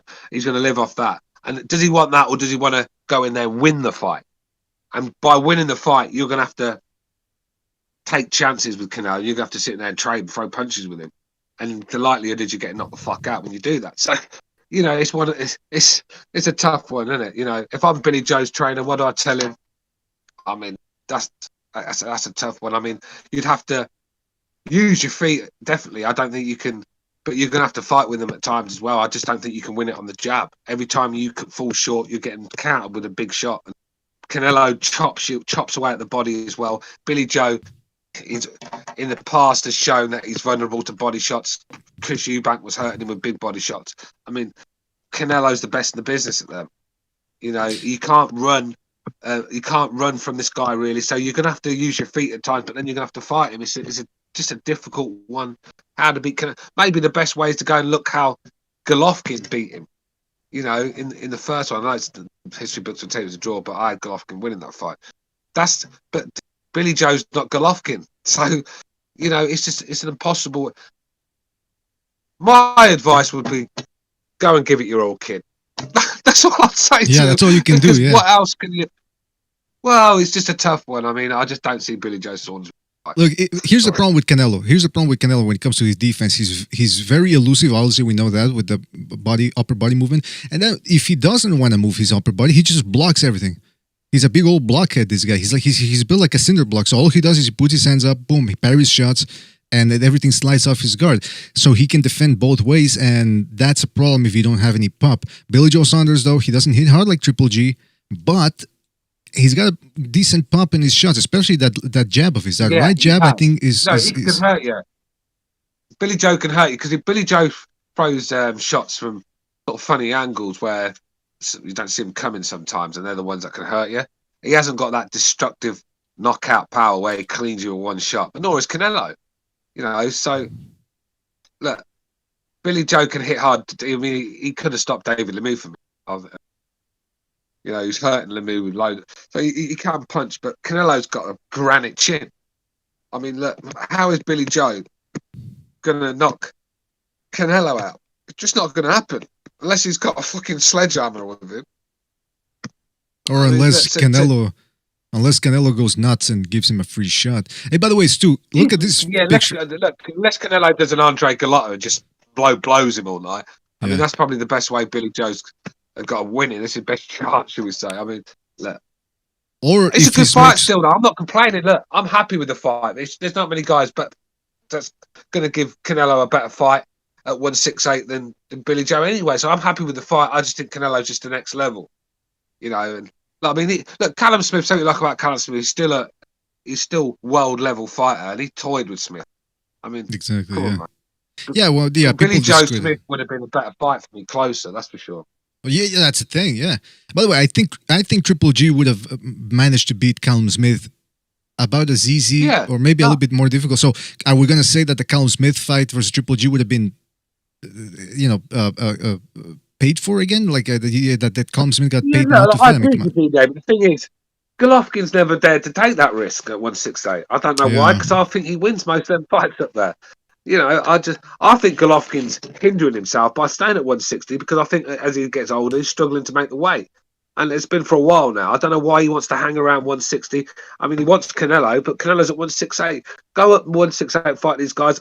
Canelo, even Golovkin now, what fresh 168, he sparks Andrade out, takes that belt.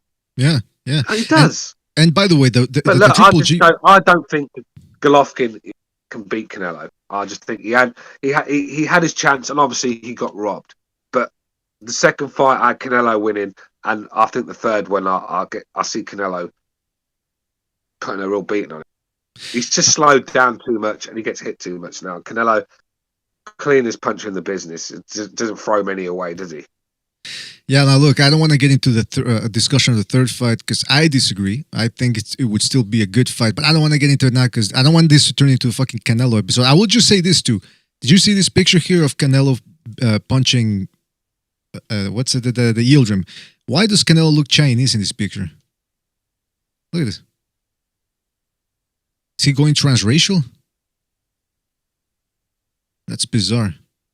Hopefully he wasn't on the fucking Mexican yayo. Hey, speaking of yayo, Tony Yayo. Shout out. Well, is that Chung Lee called in the other day? That's not Chung. By the way, shout out to Tony Yayo. I will knock you out. Ooh, I will knock you out. he was doing a good Asian accent when he called in. Obviously, he wasn't that Asian. Was reverse Lee. You think I was born yesterday. Hey, by the way, Tony Yayo, I promised him I would play this. Just a little snippet there of his favorite song there. What else was going to say? Welcome to the limits. Yeah, that's yeah, boy. Hey, shout out to that song. Oh, mate, when I used to watch the Rocky, man, I used to get out of my seat when that one came on. Oh, Rocco! I think you got the movies mixed up. There's two. And welcome to the limits in Rocky, isn't it? Ah, it's Scarface. Oh, Scarface, that's it. Yeah, Scarface. No, I'm thinking of the other one. Who's the one when he got bashed up by Clubber Lang and he's driving his Maserati? Listen to that song. The one you used to play. That's the one I was getting mixed up. Oh, that was the one Butcher used to play. Yeah, that's from the fourth one after Apollo Creed dies and he's driving around. Hearts of Fire? No, it's not Hearts of Fire. Fuck, I forget. Oh, that's right. Yeah, it was when Drago killed Creed, he's driving his Maserati down. Yeah, that's the one I was thinking of. But yeah, look. By the way, can I just say something, man? Stallone is it's like he's a bit of a setter. He follows trends. I forget what the name is, but he's because somebody mentioned that last episode that when he was filming Rocky Balboa, which is the 6th film in the Rocky series, he initially was gonna fight Roy Jones in that, but then Roy Jones got knocked out by Tarver, and Stallone said, "Oh well, let me put Antonio Tarver in there." James, who was it who broke his nose or jaw or something? In the first, he was sparring with him, and they had to take him out because he was too tough. Who was it? I think it was Drago. I think he said with. No, I think it was Fraser in the first one. I think they was going to use Joe Frazier instead of Carl Weathers in the. Yeah, and apparently the first sparring session, Fraser broke his fucking nose or jaw or something like that, and they pulled him out. They said, "No, you're too tough, man." So that's why they got Carl Weathers in. But yeah, I think that's the truth. I used to love the Rockies, man. They don't make films like them anymore.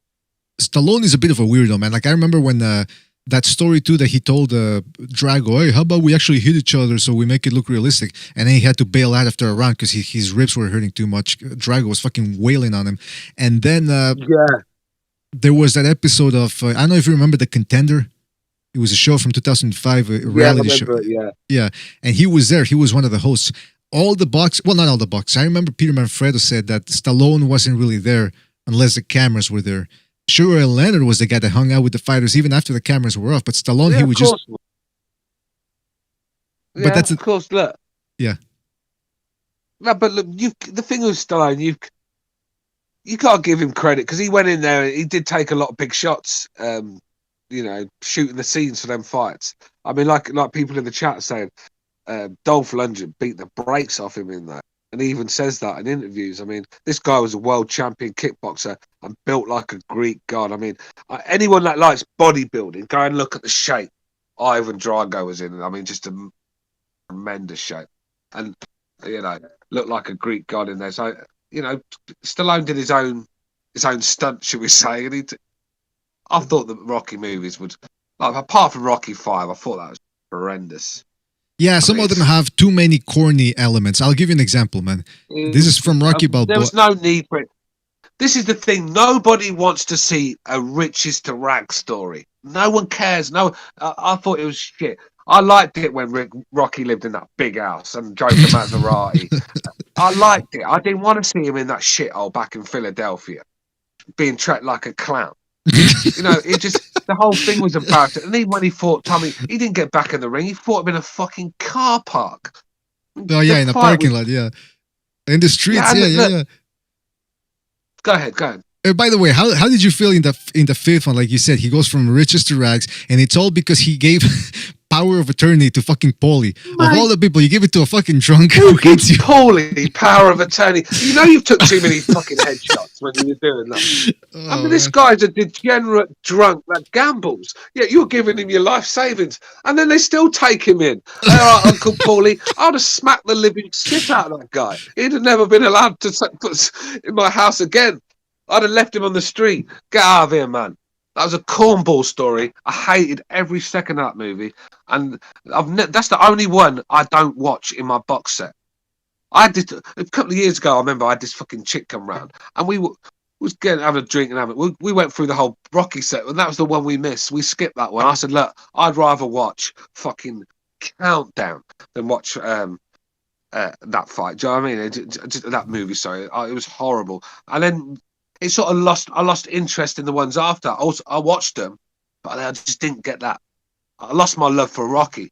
I mean, watching him get bashed up on a car park, sort of like, you know, didn't help. I don't think. I liked it.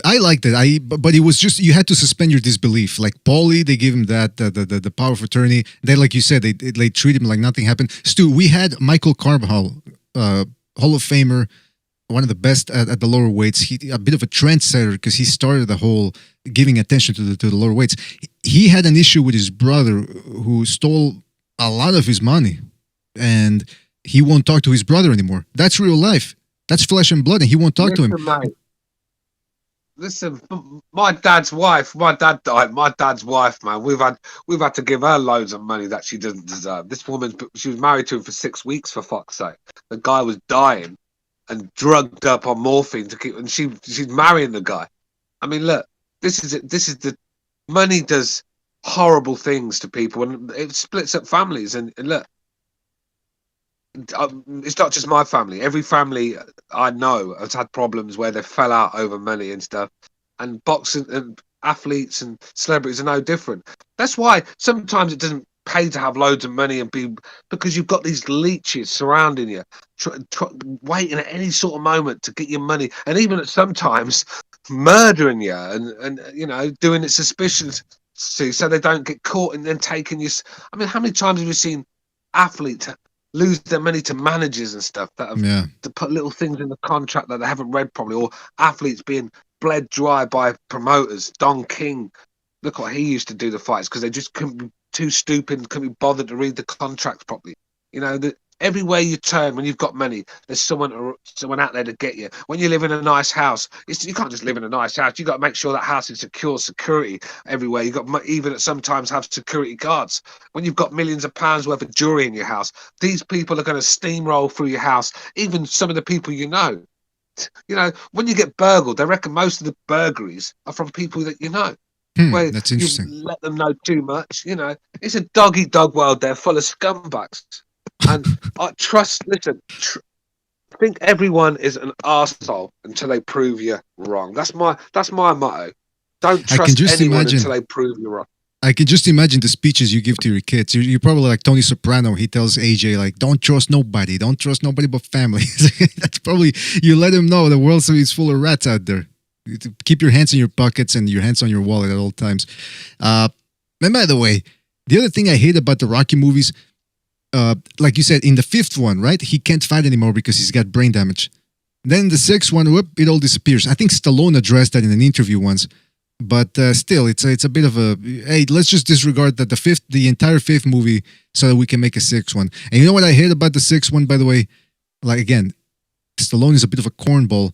This fucking scene here where they're holding a simulation on ESPN for who would win between Dixon, who's the current champ, and Rocky Balboa. Like, you think they're actually going to do a computer video game simulation and then base their decision on that? Oh, that means Rocky would have won it if they would have actually fought. I mean, it just... No. I remember when they did one with Marciano Ali years ago. I mean, it just doesn't make sense. I mean, yeah, but that was an actual fight where it was a bit of a sparring session where they got in there and they just tapped each other a little bit. This was a computer simulation, like a CGI thing. It's like, all right, in the movie they're like, all right, let's see who would have won between Dixon and Stallone. It's like, Rocky. Stallone, he just doesn't beat any boxer, any sort of top 50, top 100 level, man. Let's not get carried away in there. Ivan Drago would have knocked Rocky Balboa out in a round if that was real. I mean, look, this is where we are. And he weren't even a pro boxer; he was a kickboxer. Now, can you imagine what Tava would have done to that Stallone? I mean, look, come on, man. It's not real. I know it's not, but when you watch a movie, you sort of put yourself in the moment and pretend it's real for a while. And I loved watching Rocky. I used to get when he used to come back, I was, go on, Rocco. I used to go mad. Do you know what I mean? But I know it's not right. You know, you can't compare Rocky Balboa with a world-class professional fighter. No, of course not, man. And by the way, I'll tell you my other complaint. I know I'm complaining a lot, but hey, what do you want? It's a Sunday. The other ones I don't really like that much. The Creed ones. First of all, this actor Anthony Michael B. Jordan, whatever his name is, why does he always have the same sour puss on his face? Like, okay, I get it. In the character, he's angry. He's angry. But I didn't really like Creed. I mean, let's be real. I mean, didn't the guy was 1-1 and he wins a title? I mean, there was no building up of the character. He had no story. He was just Apollo's son. Decided one day he wanted to turn up and tell everyone he was the son. He had one fight. Did he lose to Gabriel Rosado or something in the first fight? I forget, man. I don't know. He lost the fight anyway. He wins another one. Next minute, he's fighting. All right, this is not real, by the way, but he's fighting Tony Bellew, a guy that's like 35 and over, 35 KOs. And yet, he gets the win, doesn't he? I mean, look, it's just not realistic. And then he fights Ivan Drago's son, gets smashed to pieces, and then comes back as Sugar Ray Robinson, Sugar Ray Leonard rolled into one in one training camp, by the way. And he basically nearly kills Drago's son. I mean, what a transformation. I mean, just ridiculous. I mean, it was just poor writing. It was a poor movie. It really was. Both of them. Yeah, and then it's always the same thing. They gotta get a training montage in there, which, I mean, it's expected. It's a fucking Rocky series movie, so they have to put the montage. But what I hate about the montages now is that they always gotta put that modern trap music, whatever you want to call it. That's how they rhyme. It's like, I know, it probably gets the kids pumped up. By the way, another cringe scene was in the first Creed, where they're trying to recreate the one where what's his name? Creed is running as opposed to Balboa this time. This time he's the one running, and everyone starts following him. And then these people, on these motorbikes, they start following him. I was like, I was cringing. I had to fast forward in it, man. I didn't even finish watching it. I didn't even finish getting through the final fight. Just, all right, he wins, he loses, whatever. What do I give a fuck?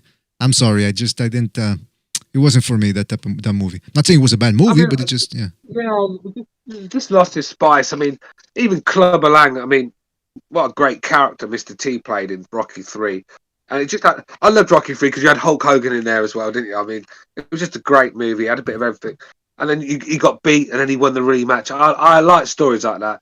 Rocky 4 was probably the best Rocky movie there is. I mean, I just love the story of, I didn't like Apollo Creed dying, obviously, because I liked Creed.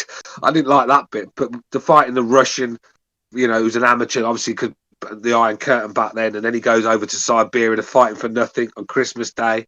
It's just a great movie, man. And look, you know which one's my favorite? There, Rocky sort of showed us what boxing has been like through the 90s, where he was doing them steroids and them sort of like different training regimes they were using, the different sort of techniques with the steroids as well, and becoming the monsters. And that's what a lot of the fighters in the 90s were doing. That he showed us in that movie what the fighters were doing. And go and look at the shape the fighters were in the 90s. I mean, fucking amazing shape. Some of them had devastating punching power as well. Obviously, steroids helps with that. They were fighting 12 rounds comfortably back then. I mean, a lot of these fighters today are fucking blowing after 7. That's true. You know which one's my favorite? The Rocky 3, because of the subtext, the social commentary that a lot of people miss in that film. Because if you think about it, on the surface, it's okay. Clubber Lang is the bad guy. Rocky's the good guy. No, no, no, no. If you read into it, they're actually telling you Clubber Lang is the good guy. Rocky's the bad guy. Clubber Lang is just a proud black man trying to get by, trying to make it to the top, and the white man is keeping him down. The white man can't do it because in real life, if the black man uses his power of melanin, he can make it through anything. But what happens? Rocky gets helped by Apollo, another black man, because that's how the white man operates. They use other black people to keep other black people down. Look, to be honest with you, mate, I probably think I would say Clubber Lang is probably my favourite character in all Rocky movies. I loved his character, and I thought he played it great. I thought, like I said, he was a monster in there, and the way he trolled Rocky, I thought was brilliant as well. I mean, Rocky's such a simp, right? That he didn't want no part of that fight, and it's only when Clubber Lang said he wanted to bang his wife, it's when he started getting brave, playing the fucking Captain Saberho, and then he goes and gets his ass totally whooped. I mean, it was great to see. But in the rematch, obviously, Apollo took him to the streets. And brought that African American style to his game, and he got the job done. I mean, another great movie. I mean, Dell in the chat is saying Raging Bull was better than Rocky. I mean, Raging Bull is a great movie, but it just doesn't give you that feeling the Rocky movies used to. 3 and 4, I mean, edge of your seat stuff, and I never really had that with Raging Bull. I mean, and when he beat his brother up, I mean, I thought he's a bully, that Jake the Man. Horrible human being. Yeah. Raging Bull was more about a guy who's angry, but he just can't verbalize it. And, it's in that time where nobody's going to say, hey, man, you're a little bit too angry. You might want to get some therapy or find Jesus or something.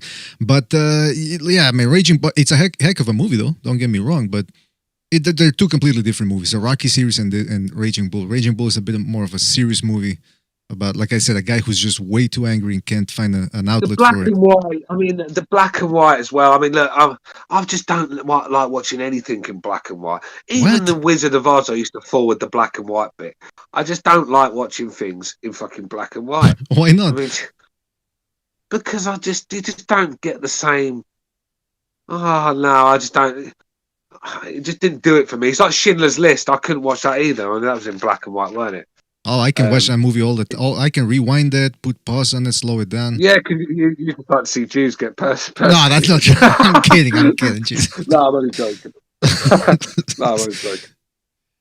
No, but I got you. Look, some people don't like movies that are in black and white. Some people don't like them. Some people actually can only watch movies in black and white. They go, oh, the color movies. I guess those people are 100 years old or something, and they're still used to movies in black and white. I don't know, but a little bit of something for everybody. Hey, Stu, another thing I wanted to bring up here, because we're talking about crazy fighters. Keith Thurman, we talked about in the last episode about how he says that he's back, he hasn't missed a beat, he's putting the welterweight division on notice. Then he said this, I missed this. He said, Spence, he's talking about Spence. He's fought a lot of my competition, but he hasn't fought me yet. What kind of statement is he really trying to make in the welterweight division? So he's saying that if Spence wants to be the top dog, he has to fight Thurman, a guy who's been out of the ring for 2 years and who got beat up by Pacquiao the last time we saw him. Yeah, I mean, look, Spence trying to stay relevant, isn't he? Thurman. Thurman. Yeah. Thurman's trying to stay relevant. At the end of the day, Thurman has to if he wants to come back, he has to get back in the fold. And I think Thurman's realised that the best way of doing it these days in boxing is open your mouth and just be a loudmouth and say ridiculous things like Broner, and you'll get big fights. I mean, probably Thurman's taken that route, but for me, he needs to forget about Spence right now, get a win under his belt, get some confidence back, and then talk about Spence. He needs to worry about himself. He can't have one fight and then just disappear to Nepal, getting stoned for 6 years and coming back. You keep saying that. You keep saying that he's getting stoned in Nepal, but one minute he's one minute he's like fucking from the streets, and then the next minute he's like the fucking Black John Lennon, isn't he? A fucking hippie, man. Come on, man. Yeah, he tries to act way too wise. Sometimes he goes, like, oh. I remember one time I was cringing there when he was hitting the bag for one of his open workouts, and he goes, the thing about power, and he's in the back, he goes, it's mathematics. I'm thinking, just stop talking and hit the favorite back. Do your fucking pad workout. Look, Then...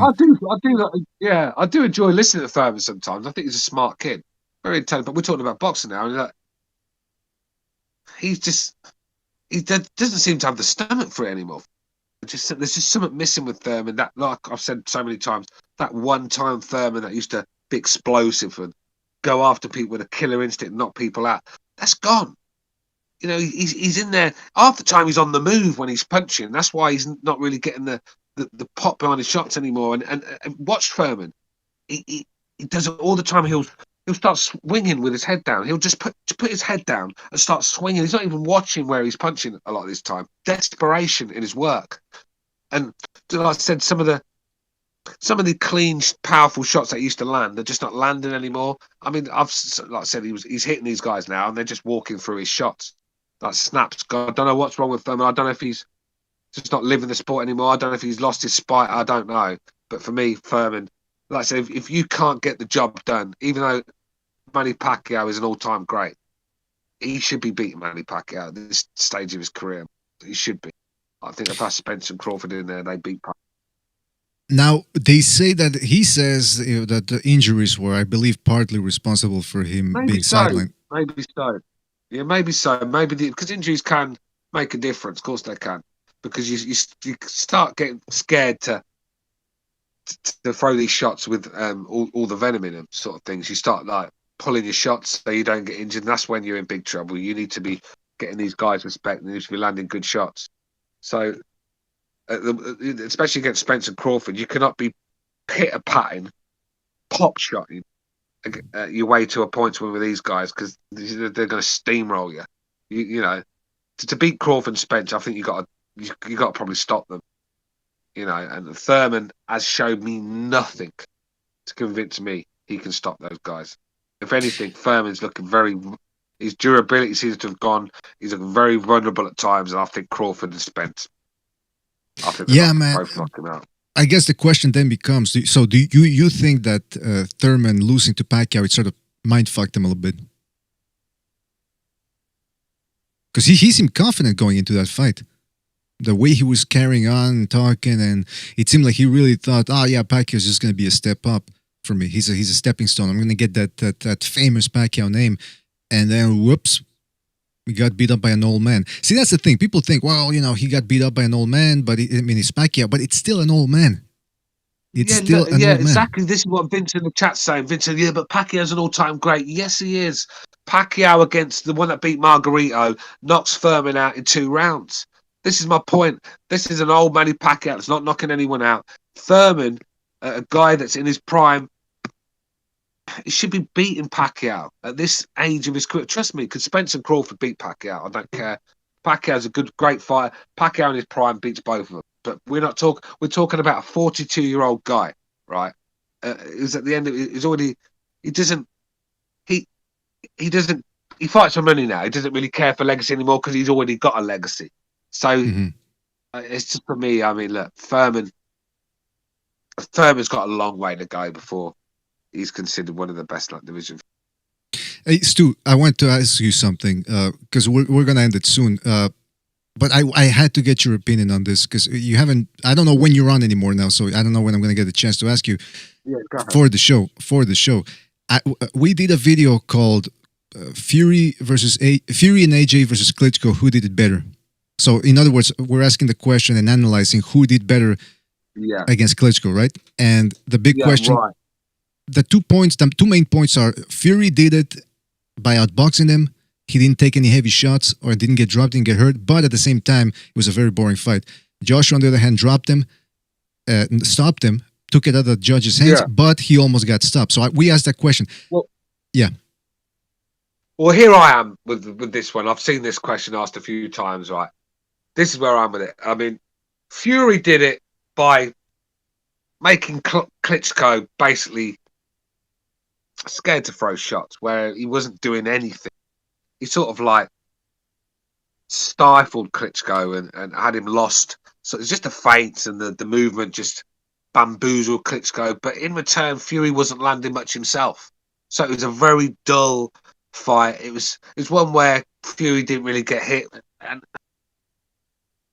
and where Joshua was seconds away from being stopped at times. You know, he got hit with a massive shot, and Klitschko, a couple of years younger, would have won that fight. I'm quite convinced of that. He just didn't have it he didn't have anything in the tank when it came to digging deep and getting the finish. I think he let Joshua get a second wind, and when he gets them second wind, he's dangerous. He's shown that he was back and usually gets these guys out of there. I think he let Joshua off but when you break it down, Joshua stopped Klitschko. It was a brilliant fight of the year. The 90,000 at Wembley. I mean, just the whole occasion. It's a tough, but I'd have to say Joshua. Oh, okay, that's interesting. I just thought Fury's performance, as good as it was defensively, offensively, it was horrible. And look, I know he did what he had to do to win, but I've always been against that sort of fighting. You know, I have. I'm not one for the purists. I don't want to see that back foot fighting, throwing 3 or 4 shots around. That's not for me. I want to see work. Explosive punches, combinations, big uppercuts, big hooks, big straight rights down the pipe. And Klitschko, Joshua gave us everything. Give me everything I wanted. Look, the crowd, the entrances. I mean, one thing about Klitschko, when he comes out to Red Hot Chili Peppers, it just gets the appetite going. And then when Joshua came out, and then 90,000 fans were going, the occasion, like I said, one of the great heavyweight fights of all time. So how can I pick over that? That's where I am. Well, that's an interesting pick, because the other thing that people said in the comment section, and I'm reading them all, by the way, because I'm very curious to see what people say. Some people say not only did Joshua stop him, but he had under 20 fights, I believe. So they say that's impressive. But like you mentioned too, though, he did beat an older Klitschko. So that's another thing that we pointed out in the video, which is it wasn't exactly the prime Klitschko, and Joshua almost got taken out. But hey, it did certainly help Joshua's profile to knock Klitschko out in such an entertaining fashion, because Fury did it, but it seemed like people were like, all right, he beat Klitschko, but what does he want from me? Klitschko Good for him. The thing is, I actually think Joshua got a hungrier, more determined Klitschko than Fury did. I think Klitschko was starting to go stale. He was starting to, like Jennings' fight, he was horrible in that fight. It was just starting to go stale. He was underwhelmed by some of these opponents he was in there with, and he was just getting the job done with the least damage sort of thing, and becoming really tedious fights to watch. I think only when Fury beat him, he came back hungry sort of thing, and obviously Fury pulled out a couple of times. So when he got the chance with Joshua, it's a massive fight for him, and he come to Wembley, very unlike Klitschko as well, to come out of his comfort zone to Germany. He came to Wembley. He knew how big this occasion was, and I thought he gave everything he had. One of the best Klitschko performances I've seen from him. It was just he just didn't have enough in the tank when he hurt Joshua to get him out of there. And I think a Klitschko 2 years before that, would have stopped Joshua. I'm quite convinced of that. But yeah, for me, just a brilliant fight. I still watch that fight to this day sometimes. That's one I can go back and watch. Yeah, it was certainly more entertaining than Fury Klitschko. So if they do fight, I mean, obviously we're going to talk about this once the fight happens. Which, by the way, you saw that Fury, what he said on Twitter, right? He said that he's going to look at the contract. In fact, he's looking at them right now, I think he said, Sunday.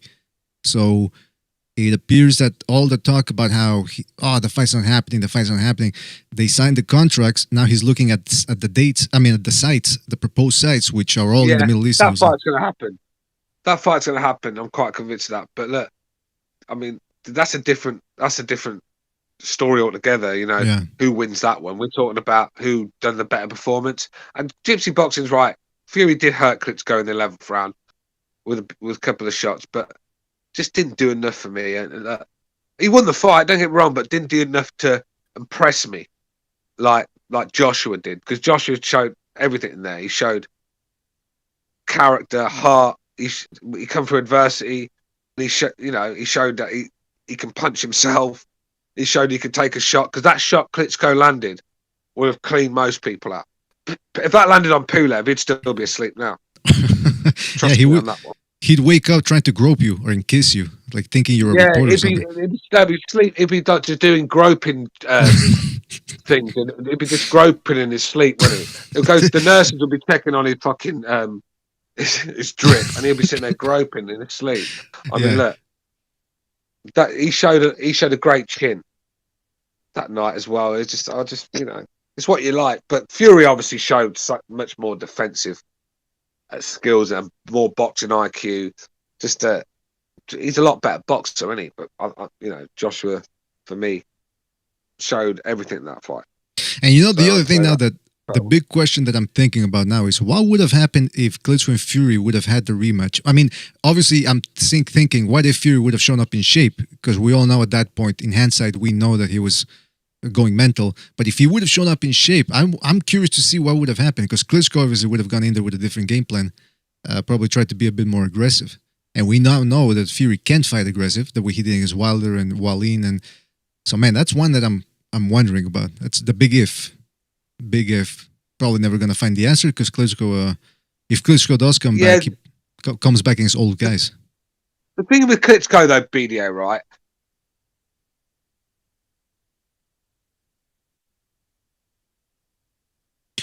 By the way, okay, so well, hold on to that. Hold on to that thought, Stu, because what are you back or? Yeah, I'm back. No, I was just going to say in the fight with Klitschko Joshua, I think Klitschko early on started fighting on the back foot, and he was sort of getting countered with big shots. It was only when he sort of like took the fight to Joshua and pushed him back and started landing shots, Joshua started to fall apart. I think Klitschko. We didn't see enough of that in his career, and that's why a lot of people will always knock Klitschko. For me, he's one of the great heavyweights of all time. Don't get me wrong, but he is. But there's times where I've liked to have seen him done a bit more than that. And when there was a time then with Joshua where he took it to Joshua and he was getting the better of Joshua, and Joshua was starting to fall apart. I just think when he went to dig deep and get that extra bit of energy out of himself to get the job done, just nothing there. And that's when you give when you hurt Joshua, you have to get him out there like Ruiz did, because you can't, or you got to swarm and not give him a chance to get his legs back. Klitschko gave him too many breathers in there. He gave him two rounds to get his legs back. That should never happen. When you've got a guy that hurt, that wobbly, you've got to get him out there. Because if you don't get Joshua out there, he gets a second win. Guaranteed he's coming back with big shots, and you could be the one getting stopped. That's right. Yeah, if you get him in there, you try to go for the knockout. Even if he might get you out of there, you don't want him coming back on you. Real quick, let's go to before the phone lines close. 773, we're on the air. 773, what's on your mind? Bet you didn't think I'd call in again. No. Kevin, what's up, man? Nothing. You gonna ask me a question, or should I just get right into it?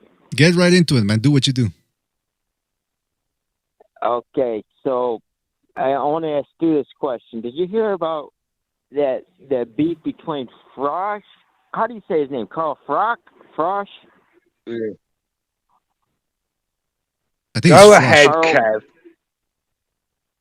Carl Frog. Carl Frog, he fought James St. Groves, and I guess before the fight, James St. Groves. Listen, put that cheap Russian vodka down, right? Go and get some sleep, Kev. You're talking about James Groves. The guy doesn't even exist. Who is James Groves? James St. George. I think he was kidding. How can you just between a black guy and a white guy, man? For fuck's sake. You have been drinking too much of that Russian I'll get right to it. People giving Groves crap because he was sparring on Mikkel Kessler. They said, how are you going to fight this guy, spar with this guy, getting ready for...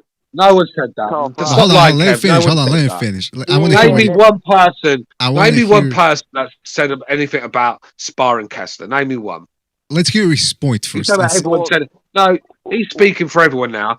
Name me one person, not everyone, just name me one who said anything about sparring Kessler. You're making this up as you go along. Point. No, because Groves responded to it. It was in an interview, and he said, people are giving me crap because I'm sparring Kessler, get ready for Frosch, and I have no idea. And he said, and this is what Groves said. He said, "Well, Kessler is half English, and Frosch is Polish, So I don't see the problem. Is that what this is all about? Do you remember this? Look, all I know Do you is remember this? I don't see a Polish flag on Carl Froch's shorts. I've never once seen Carl Froch want to say he wants to fight in Warsaw, Poland. I mean, look, all right, he might have a bit of Polish, and we've all got a bit of Semitism, right? Who are you to tell Froch who he is? I mean, look, come on, man. Stop with this nationality nonsense. You're trying to claim any fighter you can right now because your boys are getting knocked the fuck out, left, right, and centre. Who else will you be claiming next? Who else? Come on, you're gonna. I bet you're going through the DNA test of all the athletes, seeing who's got Polish in them, so you can come on here and claim them. Get out of here, Kev. Hey, Bobby, listen. So that gets my point. That's my point. So St. Groves is going to come on there and say Froch is Polish when he's never even represented it. He's always been a proud Britishman. He's always represented Britain. He always flew the Union Jack. But Groves came on here and said, "Oh, his granddad was Polish. I think his granddad was." So that's just the bias. Yeah, he's probably racism over there in England. He's probably got a bit of Polish in him. Yeah, Groves has to distinguish between what, Kevin? Born and raised in Britain. Hey, but not for nothing, Stu. But I think Kevin has a point because Jesse Jackson, who's never wrong, by the way, they told him that in Britain they did some sort of census and an investigation to see the amount of racism there. Now the organization, the British organization, said that England is one of the best countries for minorities, but Jesse Jackson disagreed because of what they did with the colonization, hundreds of years ago. So I think Kevin has a point. I think you got some explaining to do. That guy's still fucking race baiting for money. I mean, that guy, he's another he's Al Sharpton Mark II, isn't he? Get out of him. Look, Kev, I'll tell you what, right? Okay, tell you what, Kev. Let's do. You call him, right? No, listen, Kev. My turn now. You call him one night, right? On the Kumatai, me and you. I'm calling you out now, and we'll do a debate: Polish versus British fighters in the history of boxing. Yeah, that'll be our topic. You want to keep giving him the British? Come, let's do it. I'm calling you out now, bro. Polish fighters. You can talk about the Polish fighters, and I'll talk about the British and see who wins. Let's see who's created the better fighters, who's had the more title fights, who's the most relevant, who's the tougher. Listen, I dare you to take that challenge. The English have glass. Even our women can fight over it. Even our women can show that. They got glass. I mean, listen. Savannah Marshall will knock Clarissa Shields the fuck out. Even our women can fight. We are a fighting nation. That's why. How many fucking how many countries did Poland colonize and take over? You have to be warriors to go and take over countries and fight and have empires. Commonwealth. Listen, we're a fighting nation. Always have been. We ran the right. We ran the Vikings out. We ran the Romans out. We run them all out, mate. We're a fight. Stop knocking us. Stop knocking us. Hold on. Shut them up for a second. You just exposed yourself. You're proud of colonization. People trying to live in peace, and you're going to go there and take over and kill, rape, and pillage. And you're proud of that. That's just your mindset. You just exposed yourself.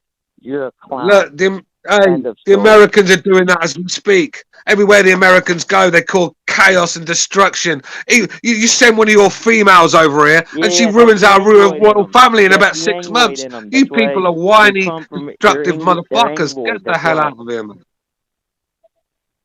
Yeah, America, it's all a bunch of Angloid mindset. That's what their mindset is. What is the Angloid mindset? What are you talking about, Kev? Because I've heard you mention that in the chat before. What exactly is your issue with Angloids, as you like to call them? Well, the Angloid, this is what they do, man. They colonize, like Stu says. They like to go impose their values, and they like to take over. They'll go start wars. This is what they do. I see. Well, listen. At the end of the day, I think you and Stu should never get into a fight then, because like Stu said, he's probably got that. He probably wants to colonize your home. So, Kev, I would not poke Stu too much. Do not poke the bear. Listen, Do you know what? I want to colonize America so I can deport Kev's ass back to Poland. Ah, come That's on. what I want to do. Wait, I mean, he's not. Hey, Kevin. By the way, are you Go from? back to Europe, Kev. Go back to Europe, bro. You know what's funny? What's funny? What's funny? Stu, the English, they sided with the communists. The English sided with the no, they communists. didn't. No, they didn't. No, they didn't. No, they didn't. They No, they sided didn't. with the That's communists. a lie. The communists. Stop making things up. At the end of the day, if I remember right, they were sided fighting with- alongside the communists and the Americans, and everyone else against the Nazis. Get out of here, man. Well, listen. At the end of the day, They did. this is about as good a call. This is about as good a call to end the show on. So, Kevin, thank you for the entertainment, and I will keep a I check. ain't done yet, Bobby. I will keep a check on Bobby, Stu, I'm by not the way, done because yet. he does tend to colonize. And we need to decolonize science too, because it's too white, and minorities like myself, we don't get enough opportunities to go into STEM, science, technology, Can't believe engineering. you said that. I'm being serious, pal. You said that. I'm being serious, pal. We need to decolonize science. Listen, look. What I meant is that a country that's small, we produce a lot of fighters. We're through history. I mean, and like to have empires. I don't agree with them because I don't care for that shit. But to have empires, you've got to be smart and you've got to be able to fight. And through history, we've proved that. And like I said, we weren't the ones that folded in 2 weeks against the Nazis. No, we were fighting for years. Remember that. The only reason we came, the only reason we come to fight, the only reason we got involved in that war was to come and help you guys. You're ringing in, talking about the Brits. Get out of here, Kev. Sick of you, man. Trust me on that one. If Russia and Germany wanted to go You're and a take over degenerate. Britain, they That's would what have. you are. If Russia and Germany wanted to take over England, Yes, it would have and been game listen, over. I They don't snatched care you because guys up in a heartbeat. yeah, you They would have listen. snatched you guys up in a Listen, it heartbeat. don't matter. It don't look. It don't matter about. At the end of the day, it doesn't matter. The fact is, we all fought together to defeat a bad ideology, right? You're sitting here, like I said, if you want to get technical here, Kev, the Americans joined in 3 years later when the Nazis were weakened, and the Polish folded in 2 weeks. I mean, you made the French look like barbarians. The bad ideology Get was out of the here, man. communist Soviets. The Look, Soviets the did more Soviets damage was than all the in it for Germans. our own reasons. It weren't about siding with the communists. It was about protecting ourselves from the Nazis. They were fucking bombing our cities and, like I said, attacked Poland for no reason and attacked other countries. So get out of here, Kevin. Learn your history, bro. Hey, fellas, if you like this type of interaction, listen up. hold on, Listen up. real quick, Kevin. tell If you you fellas what, like this type of the interaction, hit the chickens like come home to button. Hit the roost, like Bobby. button. The chickens come home to roost because look what's happening in England now. It ain't no sunshine and rainbows now. It ain't no sunshine and rainbows now. All that colonization, all that this and that. Now look it's a fading nation. It's falling apart. 90 Just like seconds. America. Wow, look at Poland, thriving, still got their culture, still got their people, still intact, while others Angloid nations are falling apart by mass immigration. Hey, Kev, cultural decay. Kev. So now what? You live in a You ain't got country. nothing to say Listen, now, Kev. do ya? Shut the fuck up, Chicken Kev. comes You live home in a to roost, country, baby. right, that's got a Chicken comes home paedophile to with roost. Alzheimer's as your president. I mean, as we speak, Mexicans, 60 Ecuadorians, they're pouring through your fucking country as we speak. You're talking about us. We've got an island. You have to swim to get to us. All you have to do, especially in Biden's administration, just walk through a fucking gate. Welcome in. Get out. Listen, Kev. Don't want to go there, bro. You worry about your own home before you worry about others. Let's get back onto boxing. This is a boxing channel, Kev. This is not fucking daily politics with Kev the chump from Wisconsin. Because you're not from Chicago. You wouldn't last 2 days in Chicago with your bigoted ways. Trust me, BDA, can you just put the phone down? Because I'm getting really angry with this guy right now. Yeah, he's gone. He's gone. He hung up. I think he had enough of He's this. a fucking dude. Why does he always come on and bring this all about politics and everything else? The guy, I think he was. I think he was a little bit wasted. I know Kevin now. He's called in a bunch of times, and I can tell when he's sober or when he's been breaking into Grandpa's old stash, if you know what I mean. So, but shout out to Kevin though. Makes it entertaining though. You gotta give it to him, and you gotta hit the like button, fellas. You gotta hit the like button. Otherwise, we're in trouble. All right, fellas. Stu, just to recap, we had some fantastic fights last night. Next week, though, it seems like it's slim pickings, man. It seems like it's slim pickings because I'm looking at the schedule here, which I'm about to put up on the screen if it loads up. What the hell? ESPN is giving me shit. Okay. Okay, so here's what we got, Stu. You tell me what you think. Pay-per-view. Jake Paul versus Ben Askren. Oh, for God's sake. I With, thought you was going to mention a good fight then, and then I'll get that. I mean, look. I said slim pickings, man. I mean, let's be real. I mean, is it boxing? I don't know. Is it boxing? Yeah, it's boxing, I think. Unless they change it at the last minute. Yeah. Look, who wins that? Hopefully neither of them. It's just a terrible fight. I mean, Jake Paul, a guy that can't beat KSI. I mean, what? I mean, this guy. At least the other guy's got a bit of MMA background. He knows he's a trained fighter. Ben Askren. I mean, he's a trained fighter, and he knows a little bit about boxing. I'm going to go with Askren. But look, do you think I'm sitting in on a Saturday night to watch that? Come on, man. No, yeah, that I'm not paying. It's a good thing that it's on pay-per-view because you get to decide whether you want to watch it or not. It's pay-per-view. I think it's Triller. I think it's Triller. You know that the new app there technically is pay-per-view. Oh, yeah. Well, that app won't be on my phone, I can assure you. Yeah. It reaches Prograis versus Ivan Redkach. I think Prograis takes this guy out of there. And then Steve Cunningham versus Frank Mir, the former UFC champ from Frank 17 Mir, years the ago. MMA fighter? You on about Frank Mir, the MMA fighter? That's right. What, in boxing, he's fighting Steve Cunningham? Mm-hmm. Yep. Honestly, is this a fucking joke? Is this candid camera or something? It's not a joke. I'm being Atlanta, Georgia, pay-per-view. I think it's Triller. Jake Paul, Askren, Regis Prograis, Ivan Redkach, Lorenzo Simpson versus Francisco Emmanuel Torres. That's 3 names, so he has to be good. And Steve Cunningham versus Frank Mir. 8 rounds, heavyweights. Frank Mir has not got any boxing ability whatsoever. The guy could never box in the MMA. He had to break people's arms to win. He could never knock people out. He can't fight. No, he did. I mean, every win he had, he was in an arm lock or a leg lock. When did you ever see Frank Mir spark anyone out, really? Maybe Did he once or knock twice, but yeah. Steve Cunningham's an ex-cruiserweight world champion. I mean, all right, he's finished, but I expect Cunningham to win that. And if Cunningham don't win, then he used to hang the gloves up and never go in a boxing ring again. Absolute disgrace. Yeah, so we're not going to be buying that one, but I do expect people that's one. I don't think I'll be answering the phone when you call on that one. No. That night if you do a show about that. Okay, but check this one out. Same day, because we're just running through the fights that are going to be taking place next Saturday. Demetrius Andrade versus Liam Williams via the zone. Brilliant fight. Interesting fight right there. Listen, that's a fight that I'll definitely be tuning in, getting a few beers on that one. You know, I might even treat myself to a few Colombians. You never know. But that's definitely one I'll be getting into. I'm not going to shock people here when I say I think Liam Williams will get the job done. Whoa, really? A lot of Andrade fanboys. You're confident in that? I've not seen anything. I don't know what the fuss is about Andrade. I really don't.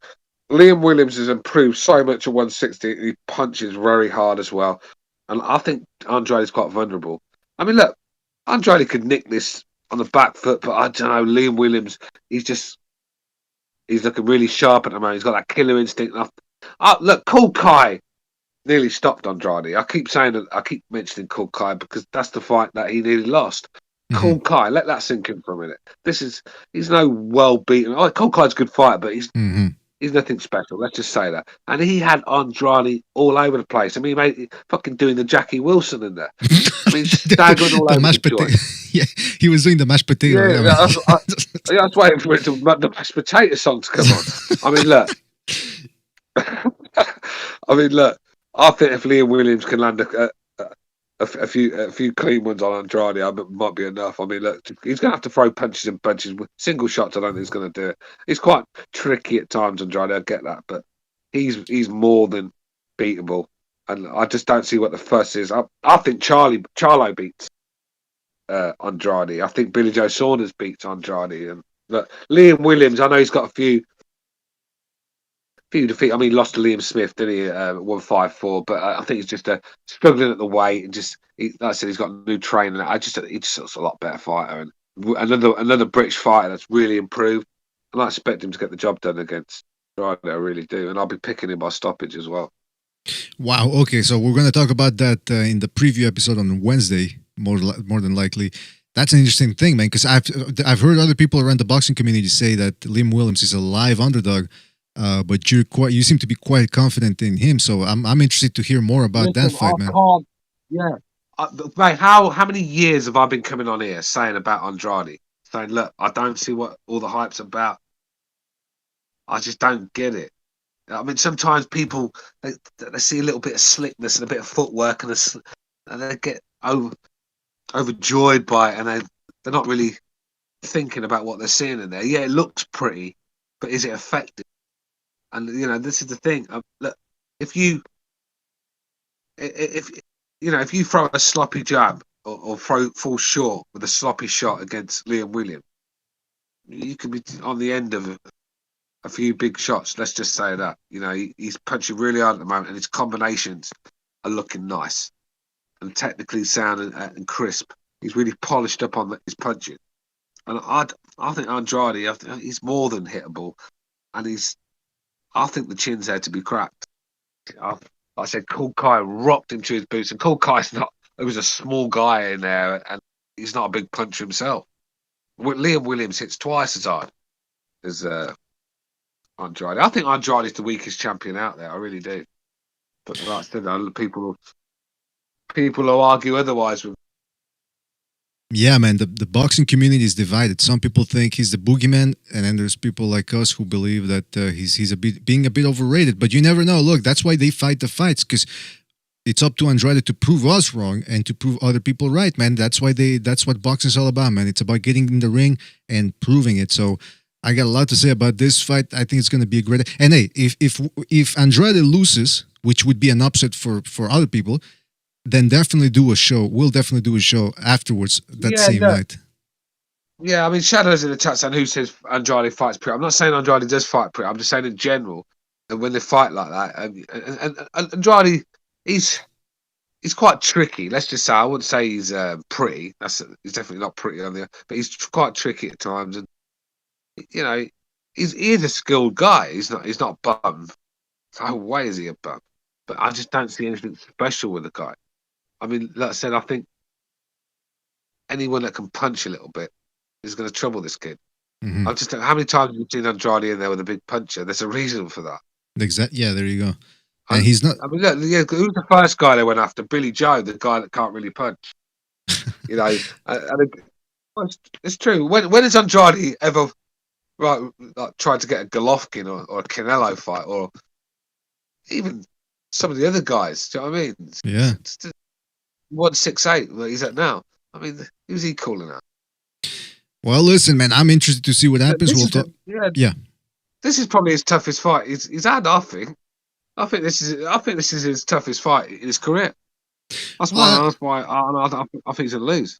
Yeah, I think Zulensky was, but then again, Zulensky kind of lost a little luster when he almost got stopped by Gabriel Rosado of all people prior to that Andrade fight. So yeah, it's he's got a lot to prove, Andrade, in our books here. And look, we'll talk about this fight on Saturday, and then we'll do it after the fight if it's a big upset, which again people think Andrade will be the favorite, I believe, coming in on the bookies side of the fence. But again, we'll come back and talk about that if he loses. So other than that, Stu, thank you for being on. Had a lot of fun, had a lot of good laughs, and I was very interesting hearing what you had to say about last night's fights, because again, there were a lot of intriguing moves being made in the boxing division. Yeah. So with Smith Jr. Look, and I want to look. Yeah, I want to give my props to the ladies as well. I thought they really stepped up. I'm not the biggest fan of females boxing, that I'll give them a bit of stick, but look, I take my hat off to the girls last night. I thought they were, especially, they gave it their all. That's all I ask from any fighter. I'm not so much Savannah Marshall. She was in second gear, and she looks the best fighter in the world for me. I think she beats Clarissa Shields. I really do. I mean, a lot of people, what I'm seeing on the internet, I think a lot of people that think the same. Clarissa Shields she's very beatable. It's just unfortunately she's had no girls that were good enough to do it. But I think Savannah Marshall looks like she's got the fundamentals. She's a bit more than Clarissa Shields, a bit more skilled. She just has more in her arsenal sort of thing, and she punches a hell of a lot harder. I think Clarissa Shields very easy to hit at times, very sloppy. I think Savannah Marshall knocks Clarissa Shields out. And that's a fight obviously that I want to see. That's one female fight that I'll probably stay up and watch. So it's not like I hate female boxing. It's just that the quality's. But that one I think is definitely intriguing. It's a very big fight that deserves to top a card for me. So yeah, that's why. We should anyway, do. I'm out of here, BD. I gotta go, man. I gotta go to bed. All right, take it easy, Stu. Thank you for being on. Really appreciate it. Right. Have yourself a good night. Don't dream about Kevin. Don't dream about debating Kevin over. Look, Kev's a funny guy, but we need to stop this.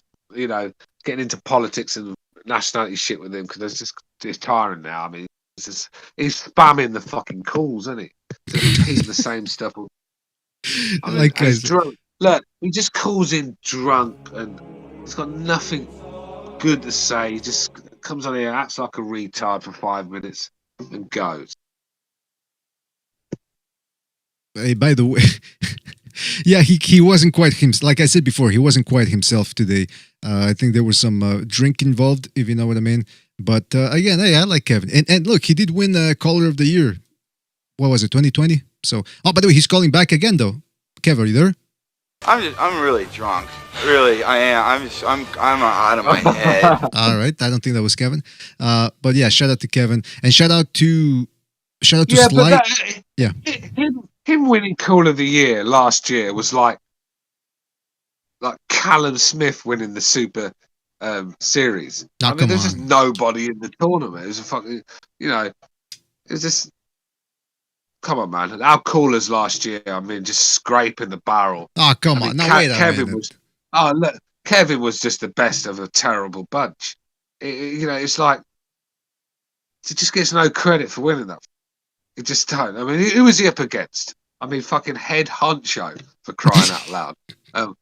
El Jefe, Brotherhood. I mean, look, it's not exactly a Hall of Fame.